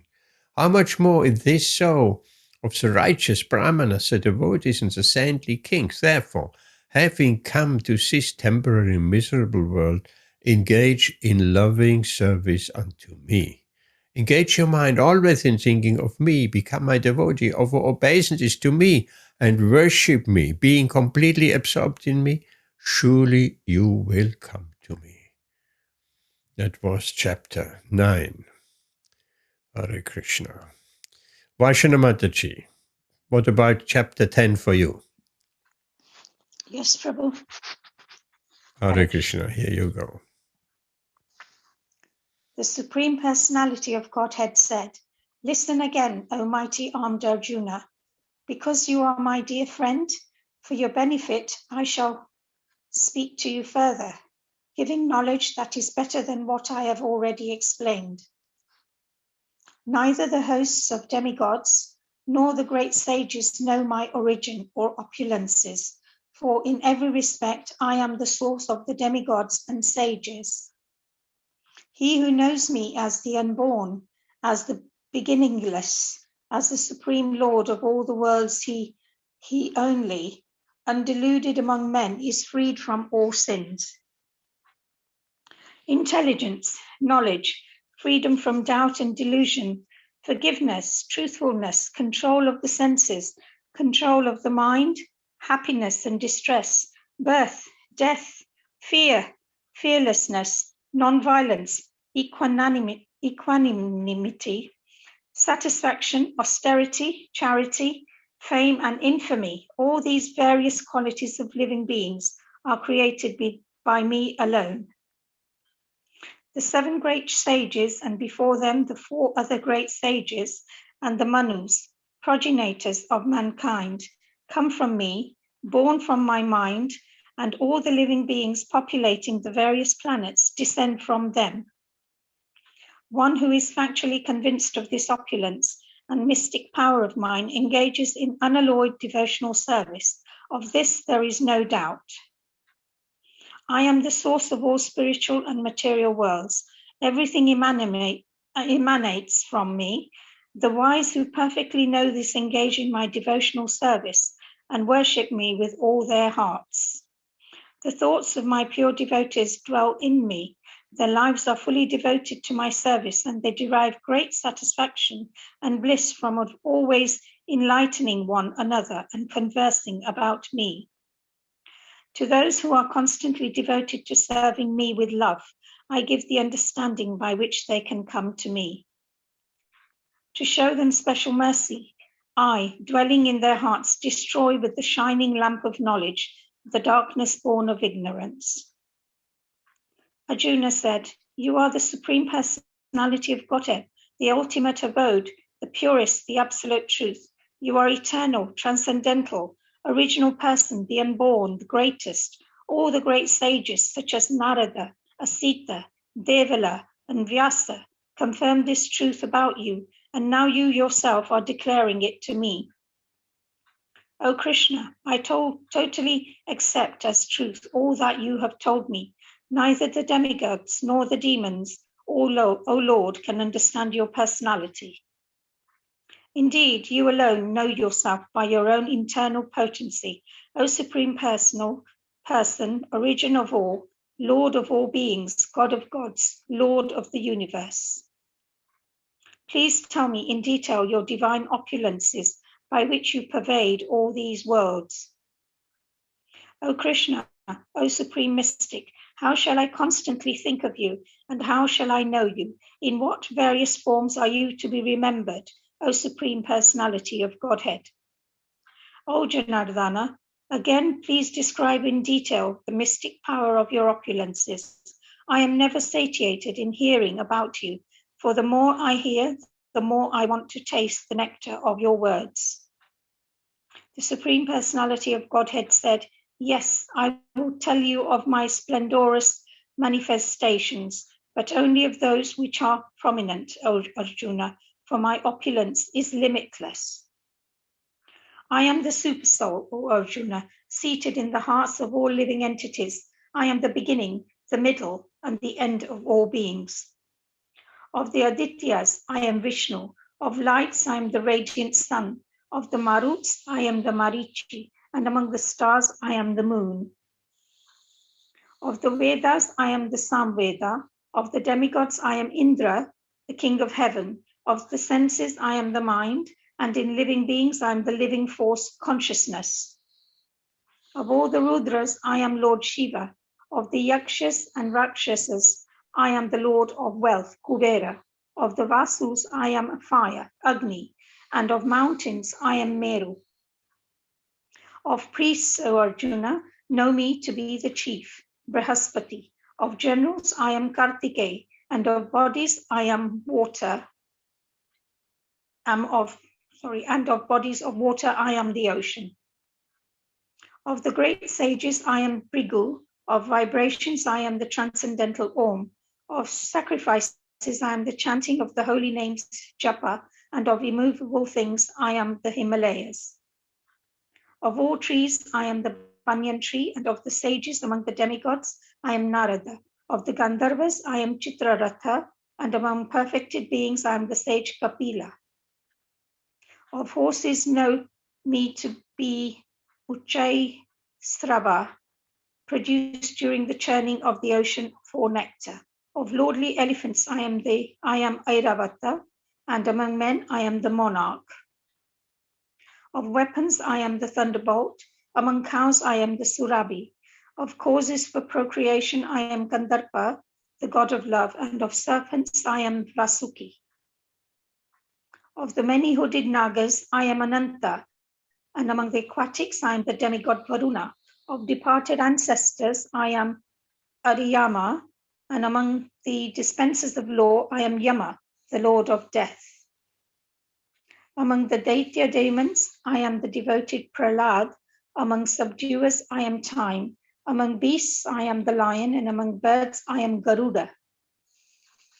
Of purifiers, I am the wind. Of the wielders of weapons, I am Rama. Of fishes, I am the shark. And of flowing rivers, I am the Ganges. Of all creations, I am the beginning and the end, and also the middle. O Arjuna, of all sciences, I am the spiritual science of the self.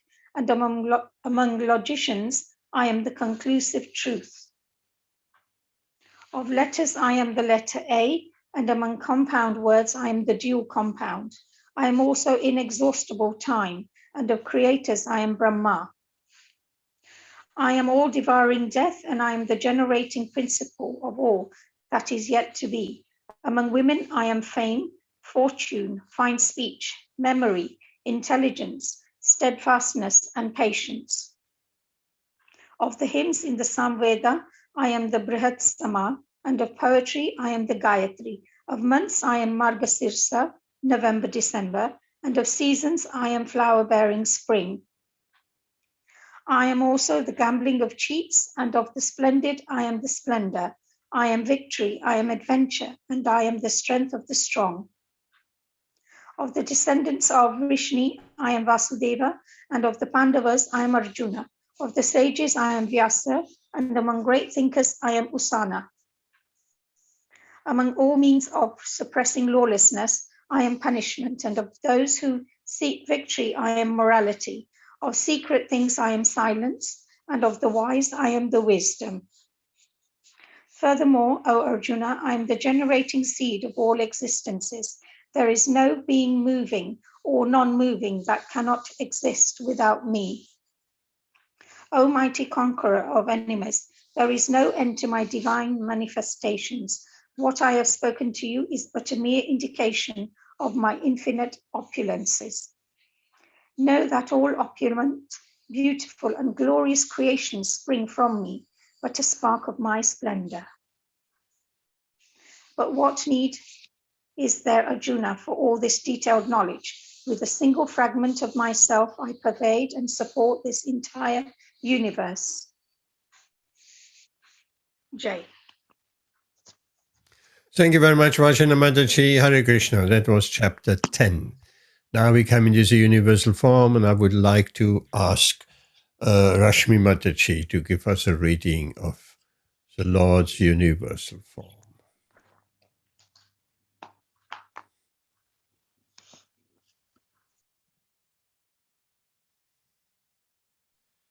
How is that with you, Rashmi?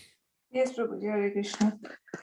Universal form. Arjun said, I have heard your instruction on confidential spiritual matters which you have so kindly delivered unto me, and my illusion is now dispelled. O lotus-eyed one, I have heard from you in detail about the appearance and disappearance of every living entity as realized through your inexhaustible glories. O greatest of all personalities, O supreme form, though I see here before me your actual position, I yet wish to see how you have entered into this cosmic manifestation. I want to see that form of yours. If you think that I am able to behold your cosmic form, O my Lord, O Master of all mystic power, then kindly show me that universal form. The blessed Lord said, My dear Arjun, O son of Pritha, behold now my opulences, hundreds and thousands of varied divine forms, multicolored like the sea. O best of the Bharatas, see here the different manifestations of Adityas, Rudras, and all the demigods. Behold the many things which no one has ever seen or heard before. Whatever you wish to see can be seen all at once in this body. This universal form can show you all that you now desire, as well as whatever you may desire in the future. Everything is here completely. But you cannot see me with your present eyes. Therefore, I give to you divine eyes by which you can behold my mystic opulence. Sanjay said, O king, speaking thus, the Supreme, the Lord of all mystic power, the personality of Godhead, displayed his universal form to Arjun. Arjun saw in that universal form unlimited mouths and unlimited eyes. It was all wondrous. The form was decorated with divine, dazzling ornaments and arrayed in many garbs. He was garlanded gloriously, and there were many scents smeared over his body. All was magnificent, all expanding, unlimited. This was seen by Arjun. If hundreds of thousands of suns rose up at once in the sky, they might resemble the effulgence of the Supreme Person in that universal form. At that time, Arjun could see in the universal form of the Lord the unlimited expansions of the universe, situated in one place, although divided into many, many thousands. Then, bewildered and astonished, his hair standing on end, Arjun began to pray with folded hands, offering obeisances to the Supreme Lord.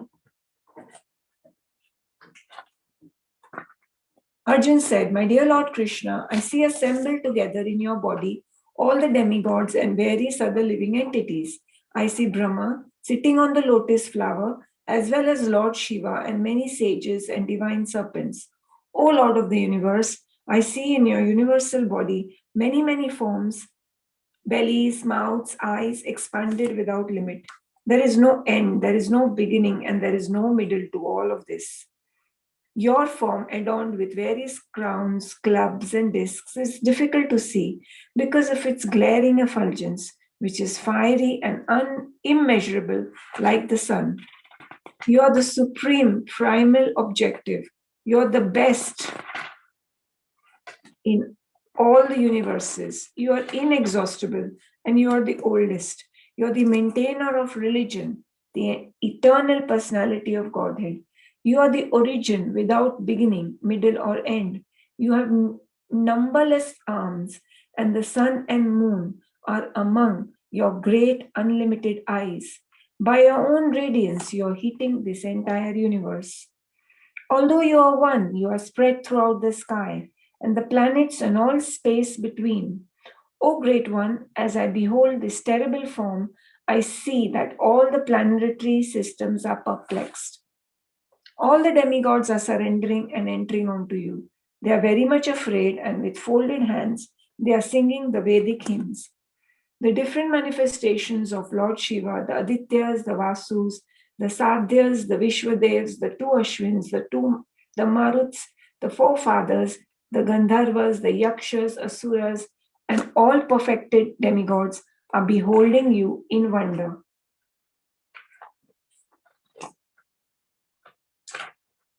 O mighty armed, all the planets with their demigods are disturbed at seeing your many faces, eyes, arms, bellies, and legs, and your terrible teeth. And as they are disturbed, so am I. O all-pervading Vishnu, I can no longer maintain my equilibrium. Seeing your radiant colors fill the sky and beholding your eyes and mouths, I am afraid. O Lord of Lords, O refuge of all the worlds, please be gracious to me. I cannot keep my balance, seeing thus your blazing death-like faces and awful teeth. In all directions, I am bewildered. All the sons of Dhritarashtra, along with the allied kings and Bhishma, Drona and Karna, and all our soldiers are rushing into your mouths, their heads smashed by your fearful teeth. I see that some are being crushed between your teeth as well. As the rivers flow into the sea, so all these great warriors enter your blazing mouths and perish. I see all people rushing with full speed into your mouths as moths dash into a blazing fire. O Vishnu, I see you devouring all people in your flaming mouth and covering the universe with your immeasurable rays, scorching the worlds you are manifest. O Lord of Lords, so fierce of form, please tell me who you are. I offer my obeisances unto you. Please be gracious to me. I do not know what your mission is, and I desire to hear it. The blessed Lord said, Time I am, destroyer of the worlds, and I have come to engage all people. With the exception of you, the Pandavas, all the soldiers here on both sides will be slain. Therefore, get up and prepare to fight.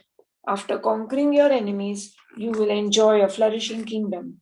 They are already put to death by my arrangement, and you, O Swayachin, can be but an instrument in the fight.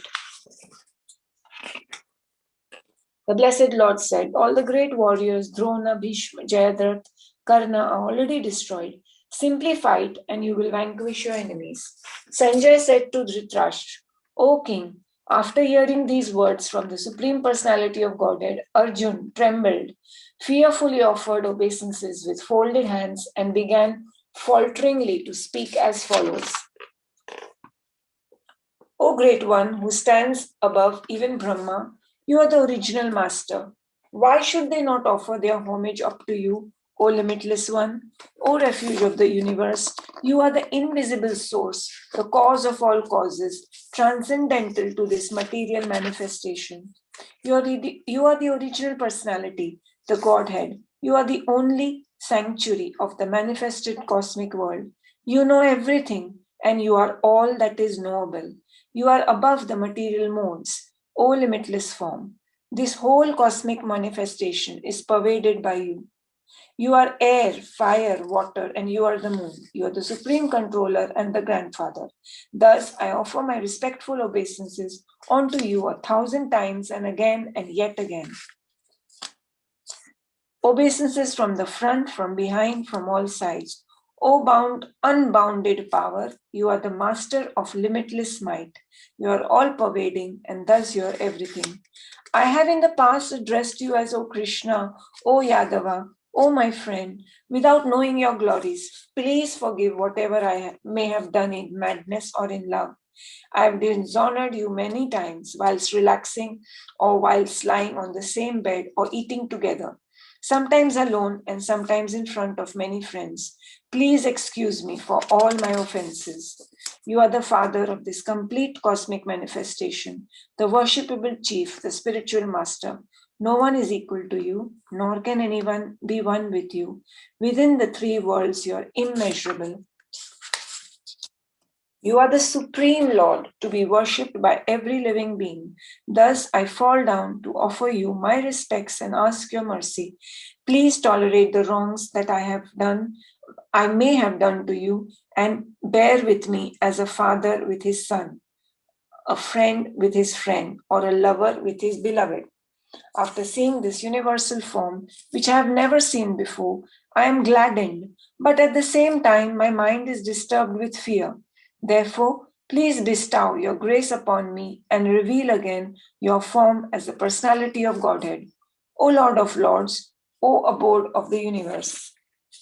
O universal Lord, I wish to see you in your four-armed form, with helmeted head and with club, wheel, conch, and lotus flower in your hands. I long to see you in that form. The blessed Lord said, My dear Arjun, happily do I show you this universal form within this material world by my internal potency. No one before you has ever seen this unlimited and glaringly effulgent form. O best of the Kuru warriors, no one before you has ever seen this universal form of mine. For neither by studying the Vedas, nor by performing sacrifices, nor by charities or similar activities can this form be seen. Only you have seen this. Your mind has been perturbed upon seeing this horrible feature of mine. Now let it be finished. My devotee, be free from all disturbance. With a peaceful mind, you can now see the form you desire. Sanjay said to Dhritarashtra, the Supreme Personality of Godhead, Krishna, while speaking thus to Arjun, displayed his real four-armed form. And at last he showed him his two-armed form, thus encouraging the fearful Arjun. When Arjun thus saw Krishna in his original form, he said, seeing this human-like form, so very beautiful, my mind is now pacified and I am restored to my original nature. The blessed Lord said, My dear Arjun, the form which you are now seeing is very difficult to behold. Even the demigods are ever seeking the opportunity to see this form which is so dear. The form which you are seeing with your transcendental eyes cannot be understood simply by studying the Vedas, nor by undergoing serious penances, nor by charity, nor by worship. It is not by these means that one can see me as I am. My dear Arjun, only by undivided devotional service can I be understood as I am, standing before you, and can thus be seen directly. Only in this way can you enter into the mysteries of my understanding. My dear Arjun, one who is engaged in my pure devotional service, free from the contamination of previous activities and from mental speculation, who is friendly to every living entity, certainly comes to me.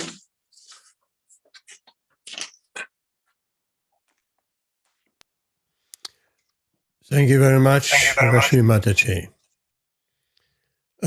Lawrence, you have your hand up. You have a question. I already know what your question probably is. Go. What do you have to say? I didn't have a question. Probably I just wanted to read if it's possible. Where are you situated? Are you far away? I'm in Nairobi, Kenya, Africa. You're in Africa. It sounds like you're far away. Okay. What you have a question? No. If it's possible, I can read the next chapter. Yes, you can. I hope the connection is stable. Are you reading from the screen? Yes. Yes. I mean, I say it again, you have all witnessed there are substantial differences between the original Srila Prabhupada's original Bhagavad-Gita and the edited version. It was sometimes difficult, Rashmi Mataji, for me to even identify which verse we are on. So different.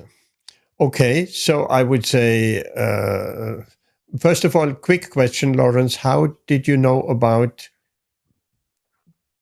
Did Jay tell you? Called Jay Patel. Yes. He's my friend. So. Yes, very nice. May I just very, very quickly introduce Jay, who is a junior doctor, going down the same route as Rashmi here in German Street and so on and so on. He has come from Kenya, and he is a wonderful devotee, reading Bhagavad-Gita and chanting Hare Krishna and so on. And Jay will be with us every Wednesday and every Saturday for a long time to come. Hare Krishna. Lawrence, the microphone is all yours. Thank you, Prabhuji. Arjuna inquired, which are considered to be the most perfect, those who are always properly engaged in your devotional service, or those who worship the impersonal Brahman, the unmanifested? The Supreme Personality of Godhead said, those who fix their minds on my personal form are always engaged in worshipping me with great and transcendental faith, are most considered by me to be most perfect. But those who fully worship the unmanifested, that which lies beyond the perception of the senses, the all-pervading, inconceivable, unchanging, fixed and immovable, the impersonal conception of the absolute truth, by controlling the various senses and being equally disposed to everyone, such persons engaged in the welfare of all at last achieve me. For those whose minds are attached to the unmanifested impersonal feature of the supreme advancement is very troublesome. To make progress in that discipline is always difficult for those who are embodied. For those who worship me, giving up all the activities unto me and being devoted to me without deviation, engaged in devotional service and always meditating upon me, having fixed their minds upon me, O son of Pritha, for them I am the swift deliverer from the ocean of birth and death. Just fix your mind upon me, the Supreme Personality of Godhead, and engage all your intelligence in me. Thus, you will live in me always without a doubt. My dear Arjuna, O winner of wealth, if you cannot fix your mind upon me without deviation, then follow the regulative principles of Bhakti Yoga. In this way, develop a desire to attain me. If you cannot practice the regulations of Bhakti Yoga, then just try to work for me. Because by working for me, you will come to the perfect stage. If, however, you are unable to work in this consciousness of me, then try to act giving up all results of your work and try to be self-situated. If you cannot take to this practice, then engage yourself in the cultivation of knowledge. Better than knowledge, however, is meditation, and better than meditation is renunciation of the fruits of action. For by such renunciation, one can attain peace of mind. One who is not envious, but is a kind friend to all living entities, who does not think himself a proprietor and is free from false ego, who is equal in both happiness and distress, who is tolerant, always satisfied, self-controlled, and engaged in devotional service with determination, his mind and intelligence fixed on me. Such a devotive mind is very dear to me. He for whom no one is put into difficulty and who is not disturbed by anyone, who is equiposed in happiness and distress, fear and anxiety, is very dear to me. My devotee, who is not dependent on the ordinary course of activities, who is pure expert, without cares, free from all pains, and not striving for some result, is very dear to me. One who neither rejoices nor grieves, who neither laments nor desires, and who renounces both auspicious and inauspicious things, such a devotee is very dear to me. One who is equal to friends and enemies, who is equiposed in honor and dishonor, heat and cold, happiness and distress, fame and infamy, who is always free from contaminating association, always silent and satisfied with anything, who doesn't care for any residence, who is fixed in knowledge and who is engaged in devotional service, such a person is very dear to me. Those who follow this imperishable path of devotional service and who completely engage themselves with faith, making me the supreme goal, are very, very dear to me. Thank you very much, Lawrence. That was a short chapter. Nature, the enjoyer, and consciousness. What about Che? You want to read that? Yeah, I don't mind. I don't mind. You're very low on volume. You have to be louder, come closer, or whatever. Then we can hear you better. Can you try say something? Is it better now? Yes, even closer maybe, but yes, it is better. So, chapter 13. The microphone is yours, Jay. Thank you. Arjuna said, "Oh my dear Krishna, I wish to know about Prakriti, nature, Purusha, the enjoyer, and the field and the knower of the field, and of knowledge and the object of knowledge." The Supreme Personality of Godhead said, "This body, O son of Kunti, is called the field, and one who knows this body is called the knower of the field."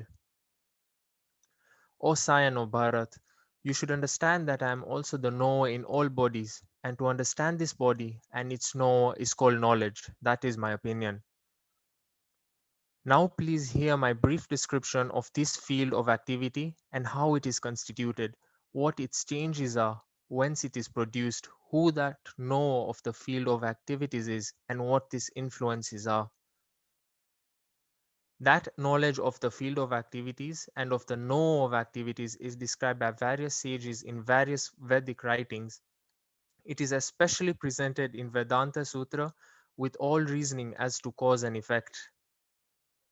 The five great elements, false ego, intelligence, the unmanifested, the 10 senses and the mind, the five sense objects, desire, hatred, happiness, distress, the aggregate, the life symptoms, and convictions, all these are considered, in summary, to be the field of activities and its interactions.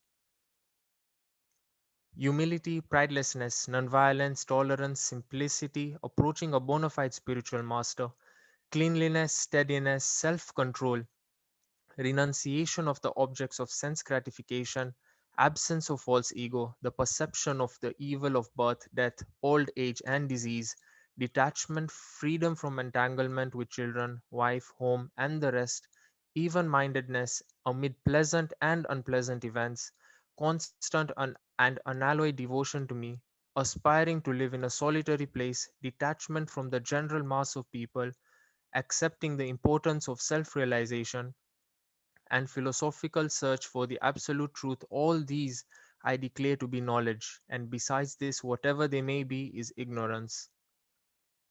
I shall now explain the noble, knowing which you will taste the eternal, Brahman, the spirit, beginningless and subordinate to me, lies beyond the cause and effect of this material world.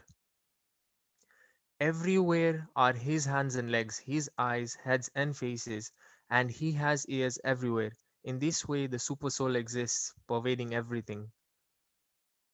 The Supersoul is the original source of all senses, yet he is without senses. He is unattached, although he is the maintainer of all living beings. He transcends the modes of nature, and at the same time, he is the master of all the modes of material nature. The Supreme Truth exists outside and inside of all living beings, the moving and the non-moving. Because he is subtle, he is beyond the power of the material senses to see or to know. Although far, far away, he is also nearer to all. Although the Supersoul appears to be divided among all beings, he is never divided. He is situated as one. Although he is the maintainer of every living entity, it is said to be understood that he devours and develops all. He is the source of light in all luminous objects. He is beyond the darkness of matter and is unmanifested. He is knowledge. He is the object of knowledge and he is the goal of knowledge. He is situated in everyone's heart. Thus, the field of activities, the body, knowledge, and the knowable have been summarily described by me. Only my devotees can understand this thoroughly and thus attain to my nature. Material nature and the living entities should be understood to be beginningless. Their transformations and the modes of matter are products of material nature. Nature is said to be the cause of all material causes and effects, whereas the living entity is the cause of the various sufferings and enjoyments in this world. The living entity in material nature thus follows the ways of life, enjoying the three modes of nature. This is due to his association with that material nature. Thus he meets with good and evil among various species. Yet in this body there is another, a transcendental enjoyer, who is the Lord, the supreme proprietor, who exists as the overseer and permitter, and who is known as the Supersoul. One who understands this philosophy concerning material nature, the living entity, and the interaction of the modes of nature is sure to attain liberation. He will not take birth here again, regardless of his present position. Some perceive the Supersoul within themselves through meditation, others through the cultivation of knowledge, and still others through working without fruitive desires. Again, there are those who, although not conversant in spiritual knowledge, begin to worship the Supreme Person upon hearing about him from others. Because of their tendency to hear from authorities, they also transcend the path of birth and death. O chief of the Bharatas, know that whatever you see in existence, both the moving and the non-moving, is only a combination of the field of activities and the knower of the field. One who sees the Supersoul accompanying the individual soul in all bodies and who understands that neither the soul nor the Supersoul within the destructible body is ever destroyed actually sees. One who sees the Supersoul equally present everywhere in every living being does not degrade himself by his mind. Thus he approaches the transcendental destination. One who can see that all activities are performed by the body, which is created of material nature, and sees that the self does nothing, actually sees. When a sensible man ceases to see different identities due to different material bodies, and he sees how beings are expanded everywhere, he attains to the Brahman conception. Those with a vision of eternity can see that the imperishable soul is transcendental, eternal, and beyond the modes of nature. Despite contact with the material body, O Arjun, the soul neither does anything nor is entangled. The sky, due to its subtle nature, does not mix with anything, although it is all-pervading. Similarly, the soul situated in Brahman vision does not mix with the body, though situated in that body. O son of Bharat, as the sun alone illuminates all the universe, so does the living entity, one within the body, illuminate the entire body by consciousness. Those who see with eyes of knowledge the difference between the body and the knower of the body, and can also understand the process of liberation from bondage in material nature, attain to the supreme goal. Thank you. Hare Krishna. Hare Krishna, thank you very much, Jay. Lawrence, your hand is still up or up again? Yes, Prabhu, I was wondering, my question is, how do you know that the certain translation of Prabhupada is bona fide, which one is the one that we should ideally read? And yeah. Next year, we'll read from Srila Prabhupada's original Bhagavad-Gita. And I have to work very hard because these slides, there are over 700 verses. They're all one by one, copy-pasted into a PowerPoint presentation. So it's a momentous work, but it needs to be done. Yes. So I would like, Amit, can you do some chapter 14? Yes, I can. Yes. Yeah. Okay, wonderful, Amit. I just want to quickly, before we go with chapter 14, I have introduced Jay, and he brought Lawrence along. Jay is just from Kenya, came very fresh, just a few weeks here. And I want to introduce Jay to you, Rashmi, who is here on the Zoom as iPad. That is Rashmi, and she started just like you as a junior doctor at the Royal Infirmary. And so, as I mentioned to you already, you are in good company. Also, I want to, particularly to you, Jay, but also to Lawrence and anybody else, we having a Bhagavad-Gita workshop where we're really looking quite deep into the Bhagavad-Gita. We have done the first chapter. We're on the second chapter now, and next week on Wednesday. So please join us for the Bhagavad-Gita workshop every Wednesday and Saturday. We're reading Srimad Bhagavatam. So come to both Bhagavad-Gita and Bhagavatam. And there are quizzes as well, and it's very fun and very interactive. So just to mention that. Okay, Amit, chapter 14.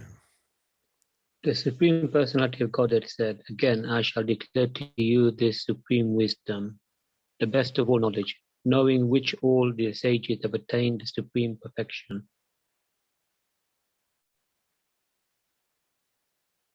By becoming fixed in this knowledge, one can attain to the transcendental nature like my own. Thus established, one is not born at the time of creation or disturbed at the time of dissolution.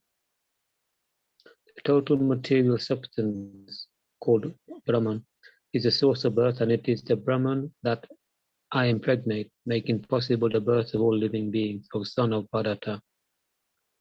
It should be understood that all species of life, O son of Kunti, are made possible by birth in this material nature, and that I am the seed-giving father. Material nature consists of three modes: goodness, passion, and ignorance. When the internal living entity comes into contact with nature, Almighty Arjuna, he becomes conditioned by these three modes. O sinless one, the mode of goodness, being purer than the others, is illuminating, and it frees one from all sinful reactions. Those situated in that mode become conditioned by a sense of happiness and knowledge. The mode of passion is born of unlimited desires and longings, O son of Kunti, and because of this, the embodied living entity is bound to material fruitive actions. O son of Bharata, know that the mode of darkness, born of ignorance, is the delusion of all embodied living entities. The result of this mode are madness, indolence, and sleep, which bind the conditioned soul. O son of Bharata, the mode of goodness conditions one to happiness, passion conditions one to fruitive action, and ignorance, covering one's knowledge, binds one to madness. Sometimes the mode of goodness becomes prominent, defeating the modes of passion and ignorance. O son of Bharata, sometimes the mode of passion defeats goodness and ignorance, and at other times ignorance defeats goodness and passion. In this way, there is always competition for supremacy. The manifestation of mode of goodness can be experienced when all gates of the body are illuminated by knowledge. O chief of the Bharatas, when there is an increase in the mode of passion, the symptoms of great attachment, fruitive activity, intense endeavor, and uncontrollable desire and hankering develop. When there is an increase in the mode of ignorance, O son of Kuru, darkness, inertia, madness, and illusions are manifested. When one dies in the mode of goodness, he attains to the pure higher planets of the great sages. When one dies in the mode of passion, he takes birth among those engaged in fruitive activities, and when one dies in mode of ignorance, he takes birth in the animal kingdom. The result of pious action is pure, and it is said to be mode of goodness, but action done in a mode of passion results in misery, and action performed in a mode of ignorance results in foolishness. From the mode of goodness, real knowledge develops. From the mode of passion, greed develops, and from the mode of ignorance, develop foolishness, madness, and illusion. Those situated in the mode of goodness gradually go upward to the higher planets. Those in the mode of passion live on the earthly planets, and those in abnormal mode of ignorance go down to the hellish world. When one properly sees that all activities, no other performer is at work, when one properly sees that in all activities, no other performer is at work, then these modes of nature, and he knows the Supreme Lord, who is transcendental to all modes, he attains my spiritual nature. When the embodied being is able to transcend these three modes associated with the material body, he can become free from birth, death, old age, and their distresses, and can enjoy nectar even in his life. Arjuna inquired, "Oh, my dear Lord, by which symptoms is one known who is transcendental to these three modes? What is his behavior? And how does he transcend the modes of nature?" The Supreme Personality of Godhead said, "O son of Pandu, he who does not hate illumination, attachment, and delusion when they are present or long for them when they disappear, who is unwavering and undisturbed through all these reactions of the material qualities, remaining neutral and transcendental, knowing that the modes alone are active, who is situating himself in regards alike happiness and distress, who looks upon a lump of earth, a stone, and a piece of gold with an equal eye, who is equal towards the desirable and the undesirable, who is steady, situated equally well in praise and blame, honor and dishonor, who treats alike both friend and enemy, and who has renounced all material activities. Such a person is said to be in transcendental, who has transcended the modes of nature. One who engages in the full devotional services, unfailing in the circumstances, at once transcends the mode of material nature and thus comes to the level of Brahman.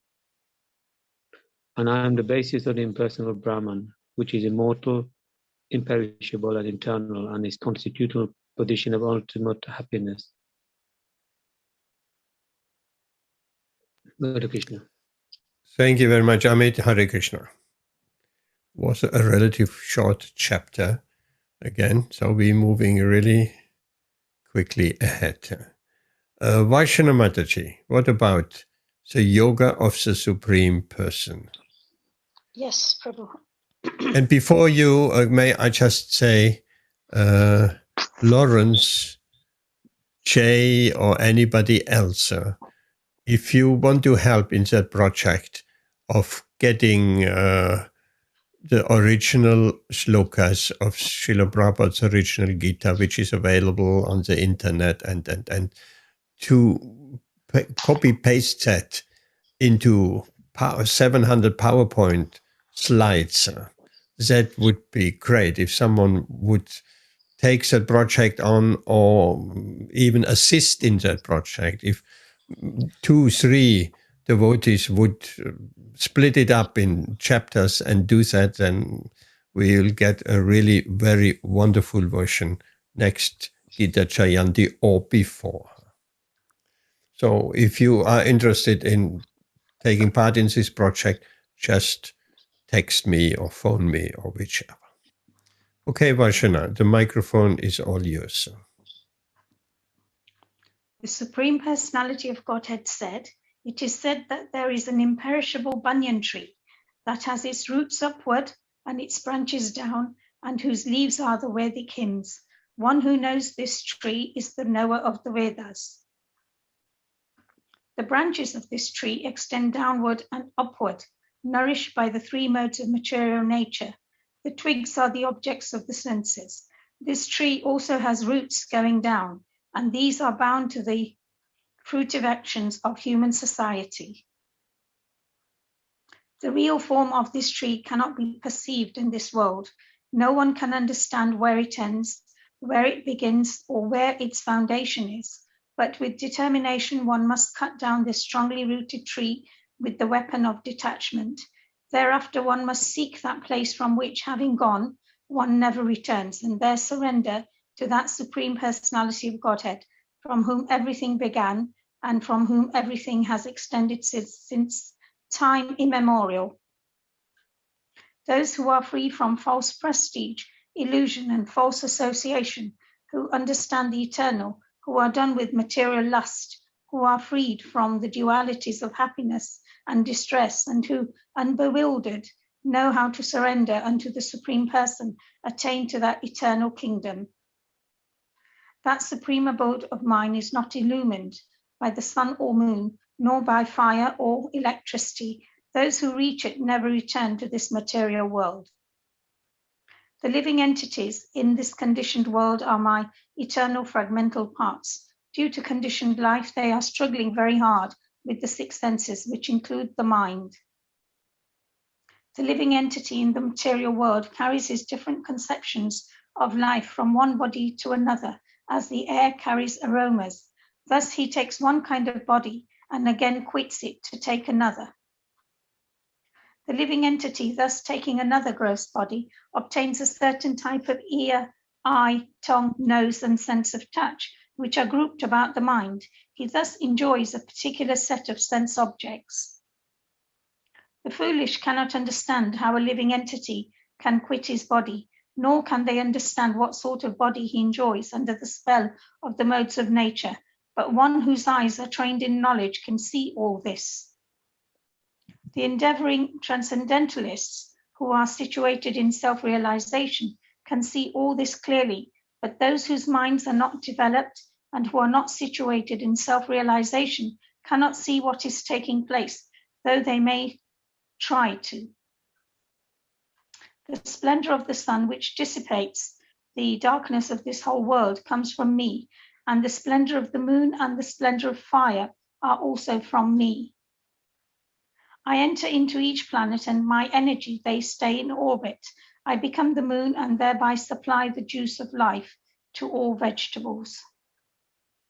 I am the fire of digestion in the bodies of all living entities, and I join with the air of life, outgoing and incoming, to digest the four kinds of foodstuff. I am seated in everyone's heart, and free from me come remembrance, knowledge, and forgetfulness. By all the Vedas, I am to be known. Indeed, I am the compiler of Vedanta, and I am the knower of the Vedas. There are two classes of beings, the fallible and the infallible. In the material world, every living entity is fallible, and in the spiritual world, every living entity is called infallible. Besides these two, there is the greatest living personality, the Supreme Soul, the imperishable Lord himself, who has entered the three worlds and is maintaining them. Because I am transcendental, beyond both the fallible and the infallible, and because I am the greatest, I am celebrated both in the world and in the Vedas as that Supreme Person. Whoever knows me as the Supreme Personality of Godhead without doubting is the knower of everything. He therefore engages himself in full devotional service to me, O son of Bharata. This is the most confidential part of the Vedic scriptures, O sinless one, and it is disclosed now by me. Whoever understands this will become wise, and his endeavors will know perfection. Jay. Thank you very much, Vajrayana Mataji. It was also a relatively short chapter. Now we are coming to the chapter, the divine and demonic natures. Is there anybody who has not read who would like to read?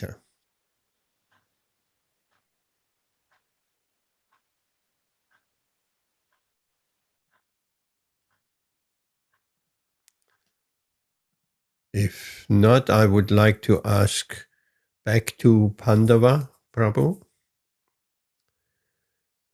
If that is okay with you. Yes. Okay, the microphone is yours, Pandava.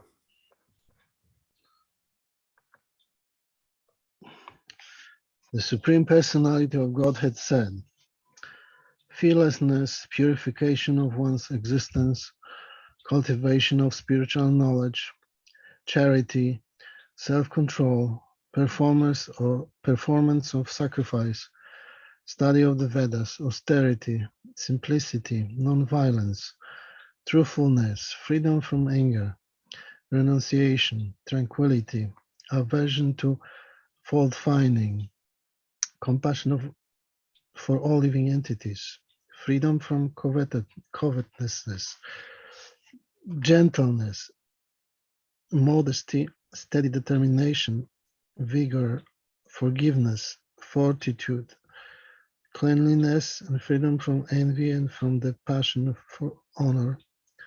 These transcendental qualities of son of Bharata belong to godly men endowed with divine nature. Pride, arrogance, conceit, anger, harshness, and ignorance, these qualities belong to those of demoniac nature of son of Pritha. The transcendental qualities of conducive to liberation, whereas the demoniac qualities make for bondage. Do not worry, O son of Pandu, for you are born with the divine qualities. O son of Pritha, in this world there are two kinds of created beings. One is called divine and the other demoniac. I have already explained to you at length the divine qualities. Now hear from me of the demoniac. Those who are demoniac do not know what is to be done and what is not to be done. Neither cleanliness nor proper behavior nor truth is found in them. They say that this world is unreal, with no foundation, no God in control. They say it is produced of sex desire and has no cause other than lust. Following such conclusions, the demoniac who are lost to themselves and who have no intelligence engage in unbeneficial, horrible works meant to destroy the world. Taking shelter of insatiable lust and absorbed in the conceit of pride and false prestige, the demoniac, thus illusioned, are always sworn to unclean work, attracted by the impermanent. They believe that to gratify the senses is the prime necessity of human civilization. Thus, until the end of life, their anxiety is immeasurable. Bound by a network of hundreds of thousands of desires and absorbed in lust and anger, they secure money by illegal means for sense gratification. The demoniac person thinks, so much wealth do I have today, and I will gain more according to my schemes. So much is mine now, and it will increase in the future more and more. He is my enemy, and I have killed him, and my other enemies will also be killed. I am the Lord of everything, I am the enjoyer, I am perfect, powerful, and happy. I am the richest man, surrounded by aristocratic relatives. There is none so powerful and happy as I am. I shall perform sacrifices, I shall give some charity, and thus I shall rejoice. In this way, such persons are deluded by ignorance. Thus, perplexed by various anxieties and bound by a network of illusions, they become too strongly attached to sense enjoyment and fall down into hell.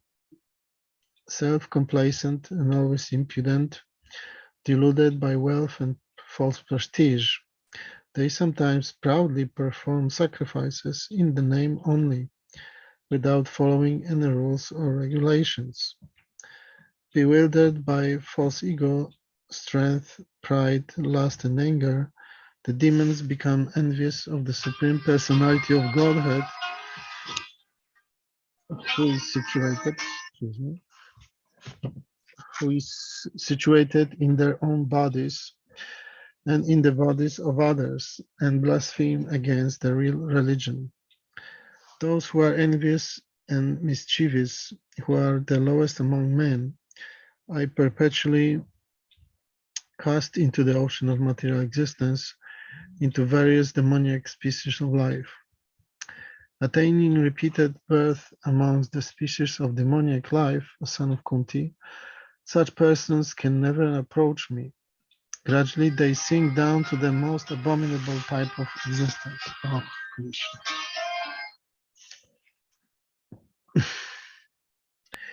We do like your ring tone here.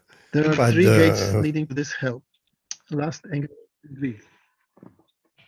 Excuse me. Have I missed something?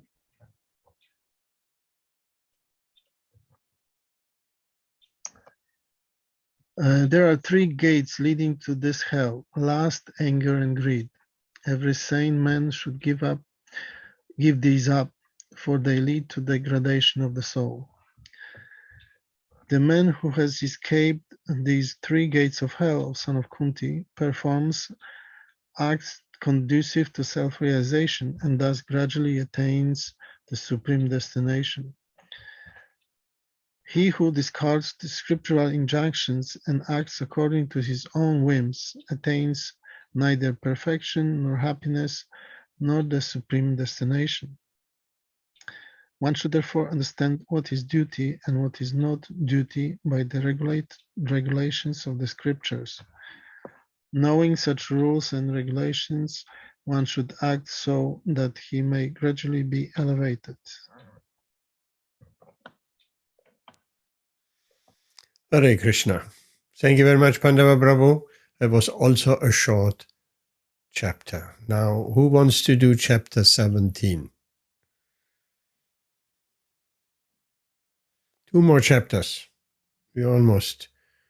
It's so beautiful to hear this entire Gita, to get a really a good idea what is all there, and beautiful, beautiful. So beneficial. Who wants to do chapter 17? Hands up.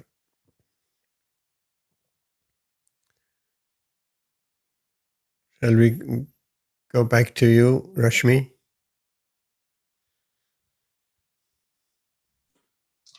Yes, Prabhuji, I can read it. Do you want me to read from the Screen would be better, screen? yes. Yeah? Please. Okay. Yes. I do promise. By the way, this Bhagavad-Gita workshop on Wednesdays, we're working from the original Bhagavad-Gita. And by next year, we'll also work on Gita Jayanti from the original. So the microphone is yours, Rashmi. Arjun inquired, O Krishna, what is the situation of those who do not follow the principles of scripture, but worship according to their own imagination? Are they in goodness, in passion, or in ignorance? The Supreme Personality of Godhead said, according to the modes of nature acquired by the embodied soul, one's faith can be of three kinds: in goodness, in passion, or in ignorance. Now hear about this. O son of Bharat, according to one's existence under the various modes of nature, one evolves a particular kind of faith. The living being is said to be of a particular faith according to the modes he has acquired. Men in the mode of goodness worship the demigods. Those in the mode of passion worship the demons, and those in the mode of ignorance worship ghosts and spirits. Those who undergo severe austerities and penances, not recommended in the scriptures, performing them out of pride and egoism, who are impelled by lust and attachment, who are foolish and who torture the material elements of the body, as well as the super soul dwelling within, are to be known as demons. Even the food each person prefers is of three kinds, according to the three modes of material nature. The same is true of sacrifices, austerities, and charity. Now hear of the distinctions between them. Foods dear to those in the mode of goodness increase the duration of life, purify one's existence, and give strength, health, happiness, and satisfaction. Such foods are juicy, fatty, wholesome, and pleasing to the heart. Foods that are too bitter, too sour, salty, hot, pungent, dry, and burning are dear to those in the mode of passion. Such foods cause distress, misery, and disease. Foods prepared more than 3 hours before being eaten, food that is tasteless, decomposed, and putrid, and food consisting of remnants and untouchable things is dear to those in the mode of darkness. Of sacrifices, the sacrifice performed according to the directions of scripture as a matter of duty by those who desire no reward is of the nature of goodness. But the sacrifice performed for some material benefit or for the sake of pride, O chief of the Bharatas, you should know to be in the mode of passion.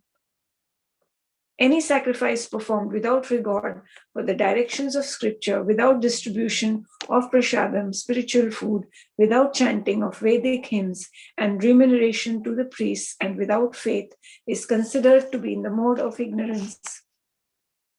Austerity of the body consists in worship of the Supreme Lord, the Brahmans, the spiritual master, the superiors like the mother and father, and in cleanliness, simplicity, celibacy, and non-violence. Austerity of speech consists in speaking words that are truthful, pleasing, beneficial, and not agitating to others, and also in regularly reciting Vedic literature. And satisfaction, simplicity, gravity, self-control, and purification of one's existence are the austerities of the mind. This threefold austerity, performed with transcendental faith by men not expecting material benefits but engaged only for the sake of the Supreme, is called austerity in goodness. Penance performed out of pride and for the sake of gaining respect, honor, and worship is said to be in the mode of passion. It is neither stable nor permanent. Penance performed out of foolishness with self-torture or to destroy or injure others is said to be in the mode of ignorance. Charity given out of duty without expectation of return at the proper time and place and to a worthy person is considered to be in the mode of goodness. But charity performed with the expectation of some return or with a desire for fruitive results or in a grudging mood is said to be in charity in the mode of passion. And charity performed at an impure place, at an improper time, to unworthy persons or without proper attention and respect is said to be in the mode of ignorance. From the beginning of creation, the three words Om Tat Sat were used to indicate the supreme absolute truth. These three symbolic representations were used by Brahmins whilst chanting the hymns of the Vedas and during sacrifices for the satisfaction of the Supreme. Therefore, transcendentalists undertaking performances of sacrifice, charity, and penance in accordance with scriptural regulations begin always with Om to attain the Supreme. Without desiring fruitive results, one should perform various kinds of sacrifice, penance, and charity with the word Tat. The purpose of such transcendental activities is to get free from material entanglement. The absolute truth is the objective of devotional service, sacrifice, and it is indicated by the word Sat. The performance of such sacrifice is also called Sat, as are all works of sacrifice, penance, and charity, which, true to the absolute nature, are performed to please the Supreme Person, O son of Pritha. Anything done as sacrifice, charity, or penance without faith in the Supreme, O son of Pritha, is impermanent. It is called Asat, and it is useless, both in this life and the next.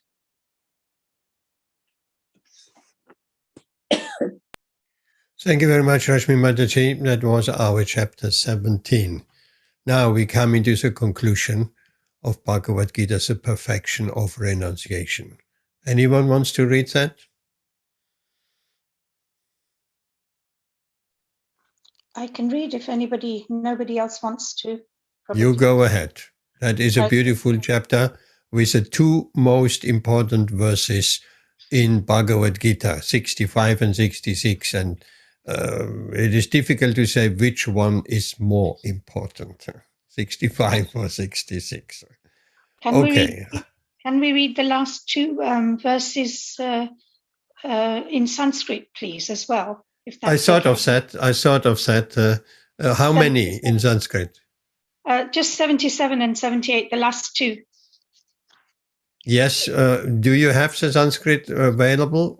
Yes, I have the Bhagavad Gita in front of me, the small one. Okay, so you go ahead. And if you can also read 65 and 66 in Sanskrit, or maybe you know it by heart, and then the two last verses. And you should know 65. Manmana Pavamat Bhakto and Sarvadhamam Parityaja. All right, okay. Go Okay, ahead. The microphone is yours. Hare Krishna. Arjuna said, O mighty armed one, I wish to understand the purpose of renunciation, tyag, and of the renounced order of life, sannyasi, O killer of the Keshi demon, master of the senses. The Supreme Personality of Godhead said, the giving up of activities that are based on material desire is what great learned men call the renounced order of life, sannyas, and giving up the results of all activities is what the wise call renunciation, tyag. Some learned men declare that all kinds of fruitive activities should be given up as faulty, yet other sages maintain that acts of sacrifice, charity, and penance should never be abandoned. O best of the Bharatas, now hear my judgment about renunciation. O tiger among men, renunciation is declared in the scriptures to be of three kinds. Acts of sacrifice, charity, and penance are not to be given up. They must be performed. Indeed, sacrifice, charity, and penance purify even the great souls. All these activities should be performed without attachment or any expectation of results. They should be performed as a matter of duty. O son of Pritha, that is my final opinion. Prescribed duties should never be renounced. If one gives up his prescribed duties because of illusion, such renunciation is said to be in the mode of ignorance. Anyone who gives up prescribed duties as troublesome or out of fear of bodily discomfort is said to have renounced in the mode of passion. Such action never leads to the elevation of renunciation. O Arjuna, when one performs his prescribed duty only because it ought to be done and renounces all material association and all attachment to the fruit, his renunciation is said to be in the mode of goodness. The intelligent renouncer situated in the mode of goodness, neither hateful of inauspicious work nor attached to auspicious work, has no doubts about work.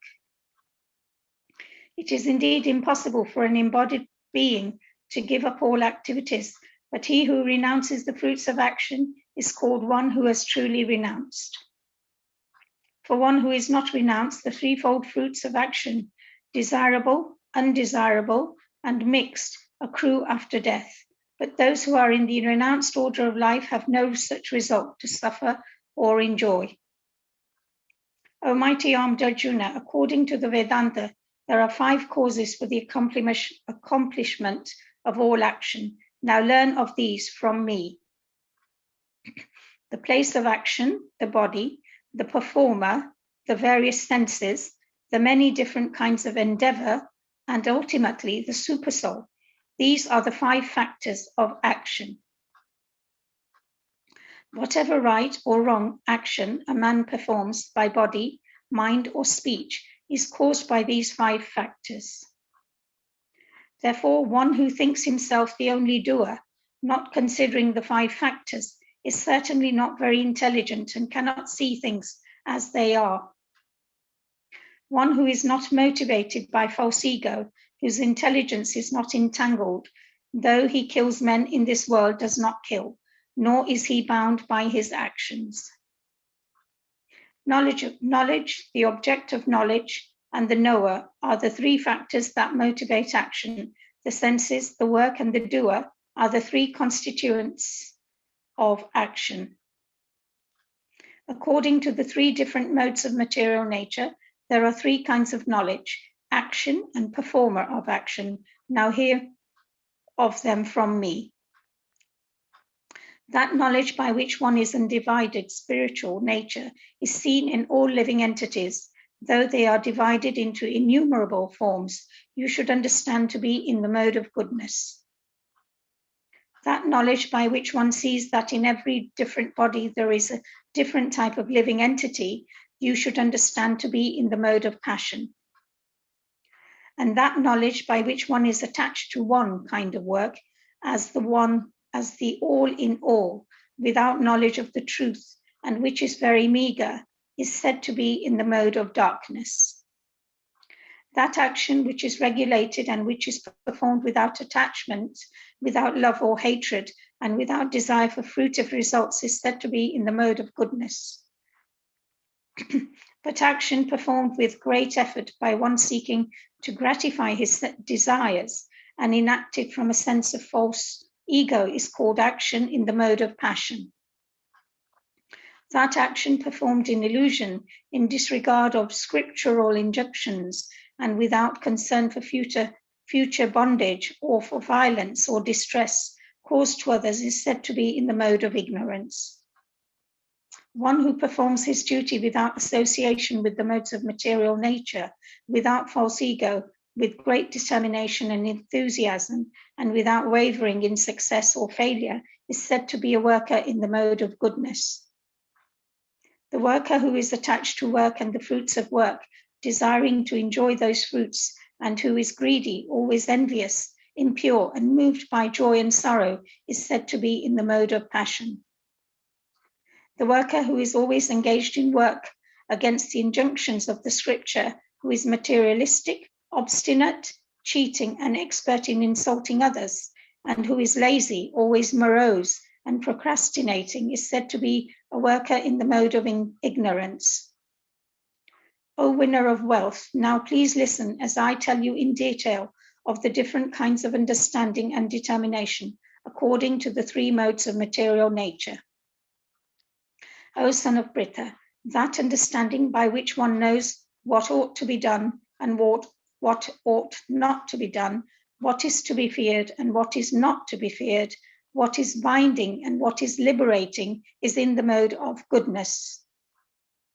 O son of Pritha, that understanding which cannot distinguish between religion and irreligion, between action and that should be done and action that should not be done, is in the mode of passion.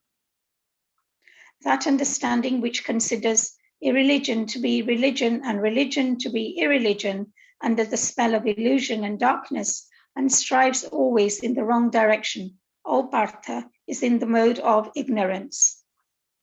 O son of Pritha, that determination which is unbreakable, which is sustained with steadfastness by yoga practice, and which thus controls the activities of the mind, life, and senses, is determination in the mode of goodness. But that determination by which one holds fast to fruitive results in religion, economic development, and sense gratification is of the nature of passion, O Arjuna. And that determination which cannot go beyond dreaming, fearfulness, lamentation, moroseness, and illusion, such unintelligent determination, O son of Pritha, is in the mode of darkness. O best of the Bharatas, now please hear from me about the three kinds of happiness by which the conditioned soul enjoys and by which he sometimes comes to the end of all distress. That which in the beginning may be just like poison, but at the end is just like nectar, and which awakens one to self-realization, is said to be happiness in the mode of goodness.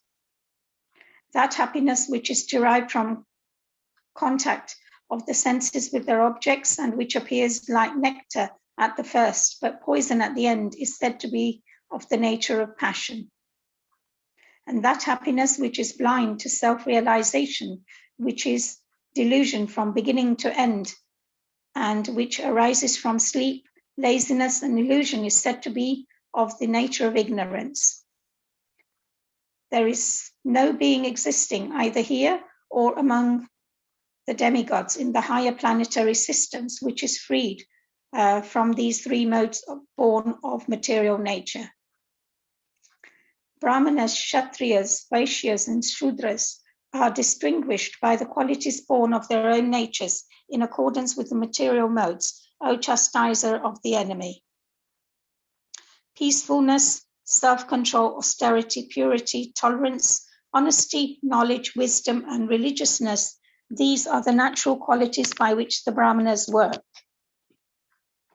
Heroism, power, determination, resourcefulness, courage in battle, generosity, and leadership are the natural qualities of work for the Kshatriyas.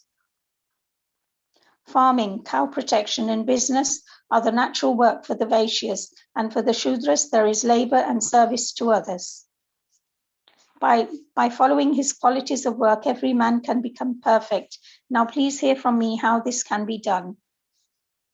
By worship of the Lord, who is the source of all beings and who is all-pervading, a man can attain perfection through performing his own work. It is better to engage in one's own occupation, even though one may perform it imperfectly, than to accept another's occupation and perform it perfectly. Duties prescribed according to one's nature are never affected by sinful reactions. Every endeavor is covered by some fault, just as fire is covered by smoke. Therefore, one should not give up the work born of his nature, O son of Kunti, even if such work is full of fault. One who is self-controlled and unattached, and who disregards all material enjoyments, can obtain, by practice of renunciation, the highest perfect stage of freedom from reaction. O son of Kunti, learn from me how one who has achieved this perfection can attain to the supreme perfectional stage Brahman, the stage of highest knowledge, by acting in the way I shall now summarize. Being purified by his intelligence and controlling the mind with determination, giving up the objects of sense gratification, being freed from attachment and hatred, one who lives in a secluded place, who eats little, who controls his body, mind, and power of speech, who is always in trance and who is detached, free from false ego, false strength, false pride, lust, anger, and acceptance of material things, free from false proprietorship, and peaceful, such a person is certainly elevated to the position of self-realization. One who is thus transcendently situated at once realizes the Supreme Brahman and becomes fully joyful. He never laments or desires to have anything. He is equally disposed toward every living entity. In that state, he attains pure devotional service unto me. One can understand me as I am, as the Supreme Personality of Godhead, only by devotional service, and one is in full consciousness of me. By such devotion, he can enter into the kingdom of God. Though engaged in all kinds of activities, my pure devotee under my protection reaches the eternal and imperishable abode by my grace. In all activities, just depend upon me and work always under my protection. In such devotional service, be fully conscious of me. If you become conscious of me, you will pass over all the obstacles of conditioned life by my grace. If, however, you do not work in such consciousness, but act through false ego, not hearing me, you will be lost. If you do not act according to my direction and do not fight, then you will be falsely directed. By your nature, you will have to be engaged in warfare. Under illusion, you are now declining to act according to my direction, but compelled by the work born of your own nature, you will act all the same, O son of Kunti. The Supreme Lord is situated in everyone's heart, O Arjuna, and is directing the wanderings of all living entities who are seated as on a machine made of the material energy. O son of Bharata, surrender unto him utterly. By his grace you will attain transcendental peace and the supreme and eternal abode. Thus I have explained to you knowledge still more confidential. Deliberate on this fully and then do what you wish to do.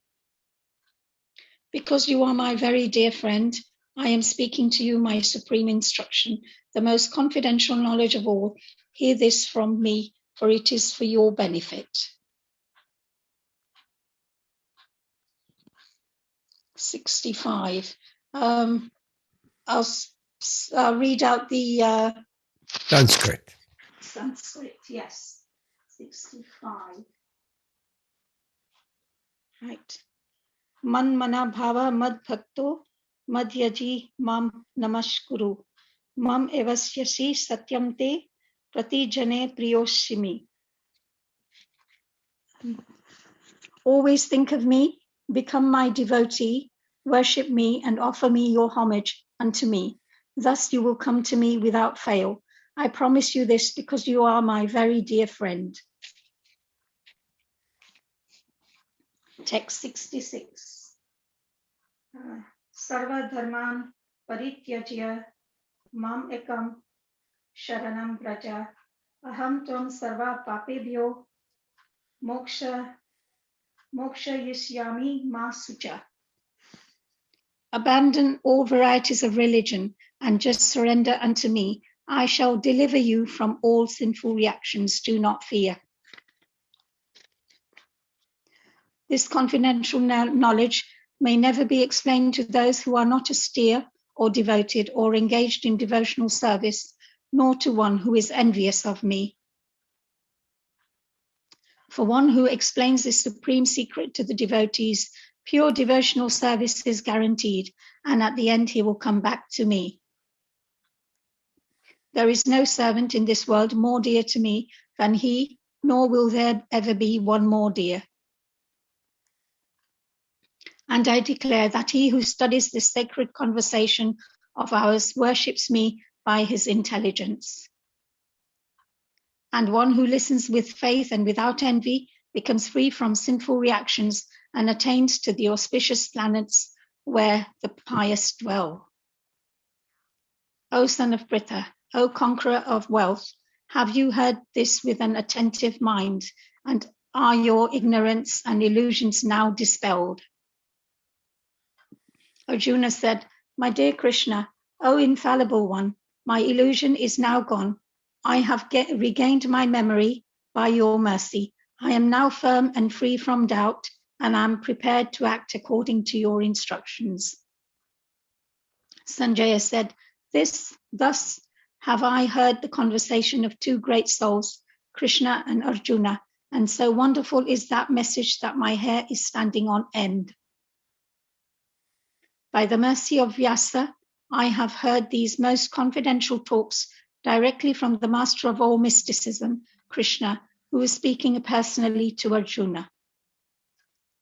O King, as I repeatedly recall this wondrous and holy dialogue between Krishna and Arjuna, I take pleasure being thrilled at every moment. Number 77. Tajja samarstya rupam ati abhutam hare vishmayo me mahan rajan hrishyami cha puna puna. O King, as I remember the wonderful form of Lord Krishna, I am struck with wonder more and more, and I rejoice again and again. Can you sing it? Oh, I don't know the tune, but I can try. Yatra Yogeshwara Krishno Yatra Partho Dhanurdhara Tatra Srir Vijayo Bhutir Dhruva Nitir Matir Mama. Wherever there is Krishna, the master of all mystics, and wherever there is Arjuna, the supreme archer, there will also certainly be opulence, victory, extraordinary power, and morality. That is my opinion. Beautiful song. Huh? That was very nice. Hare Krishna. Thank you. Hare Krishna. Thank you very much, Hare Krishna. Here we have done the whole of the Bhagavad-Gita 18th chapters, and it was absolutely beautiful. And if anyone at any time with even a single shloka felt some shivering and hair standing on end, then you are very blessed. That is wanted. Feeling a little bit some ecstasy and hair standing on, and there are absolutely beautiful verses. No question about it. And they're all beautiful, but some are even more beautiful than beautiful. So that's it. We not Pandava Prabhu 2.5 hours, it was 3.5 hours. So I was quite right with 4 hours, because we took, when we did it live at the temple, from Lawrence. Lawrence, what time is it in Kenya?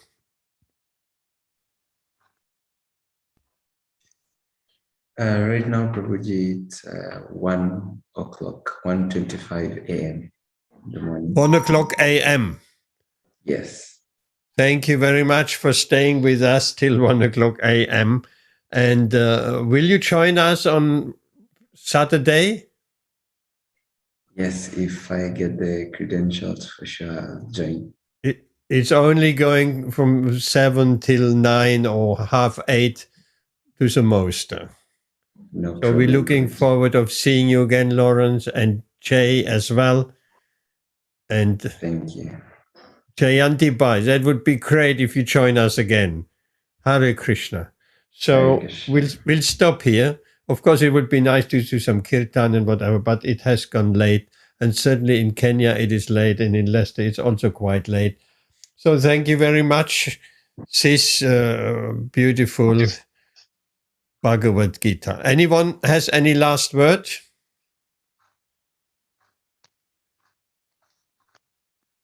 Just Jambo and Habari Gane to Lawrence.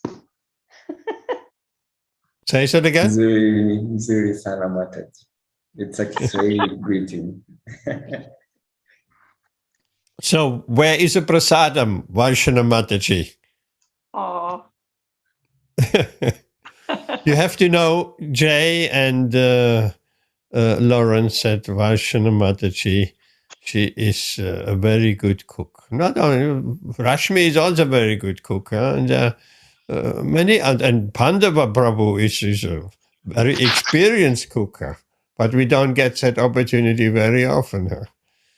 Hare Krishna. So we'll finish here.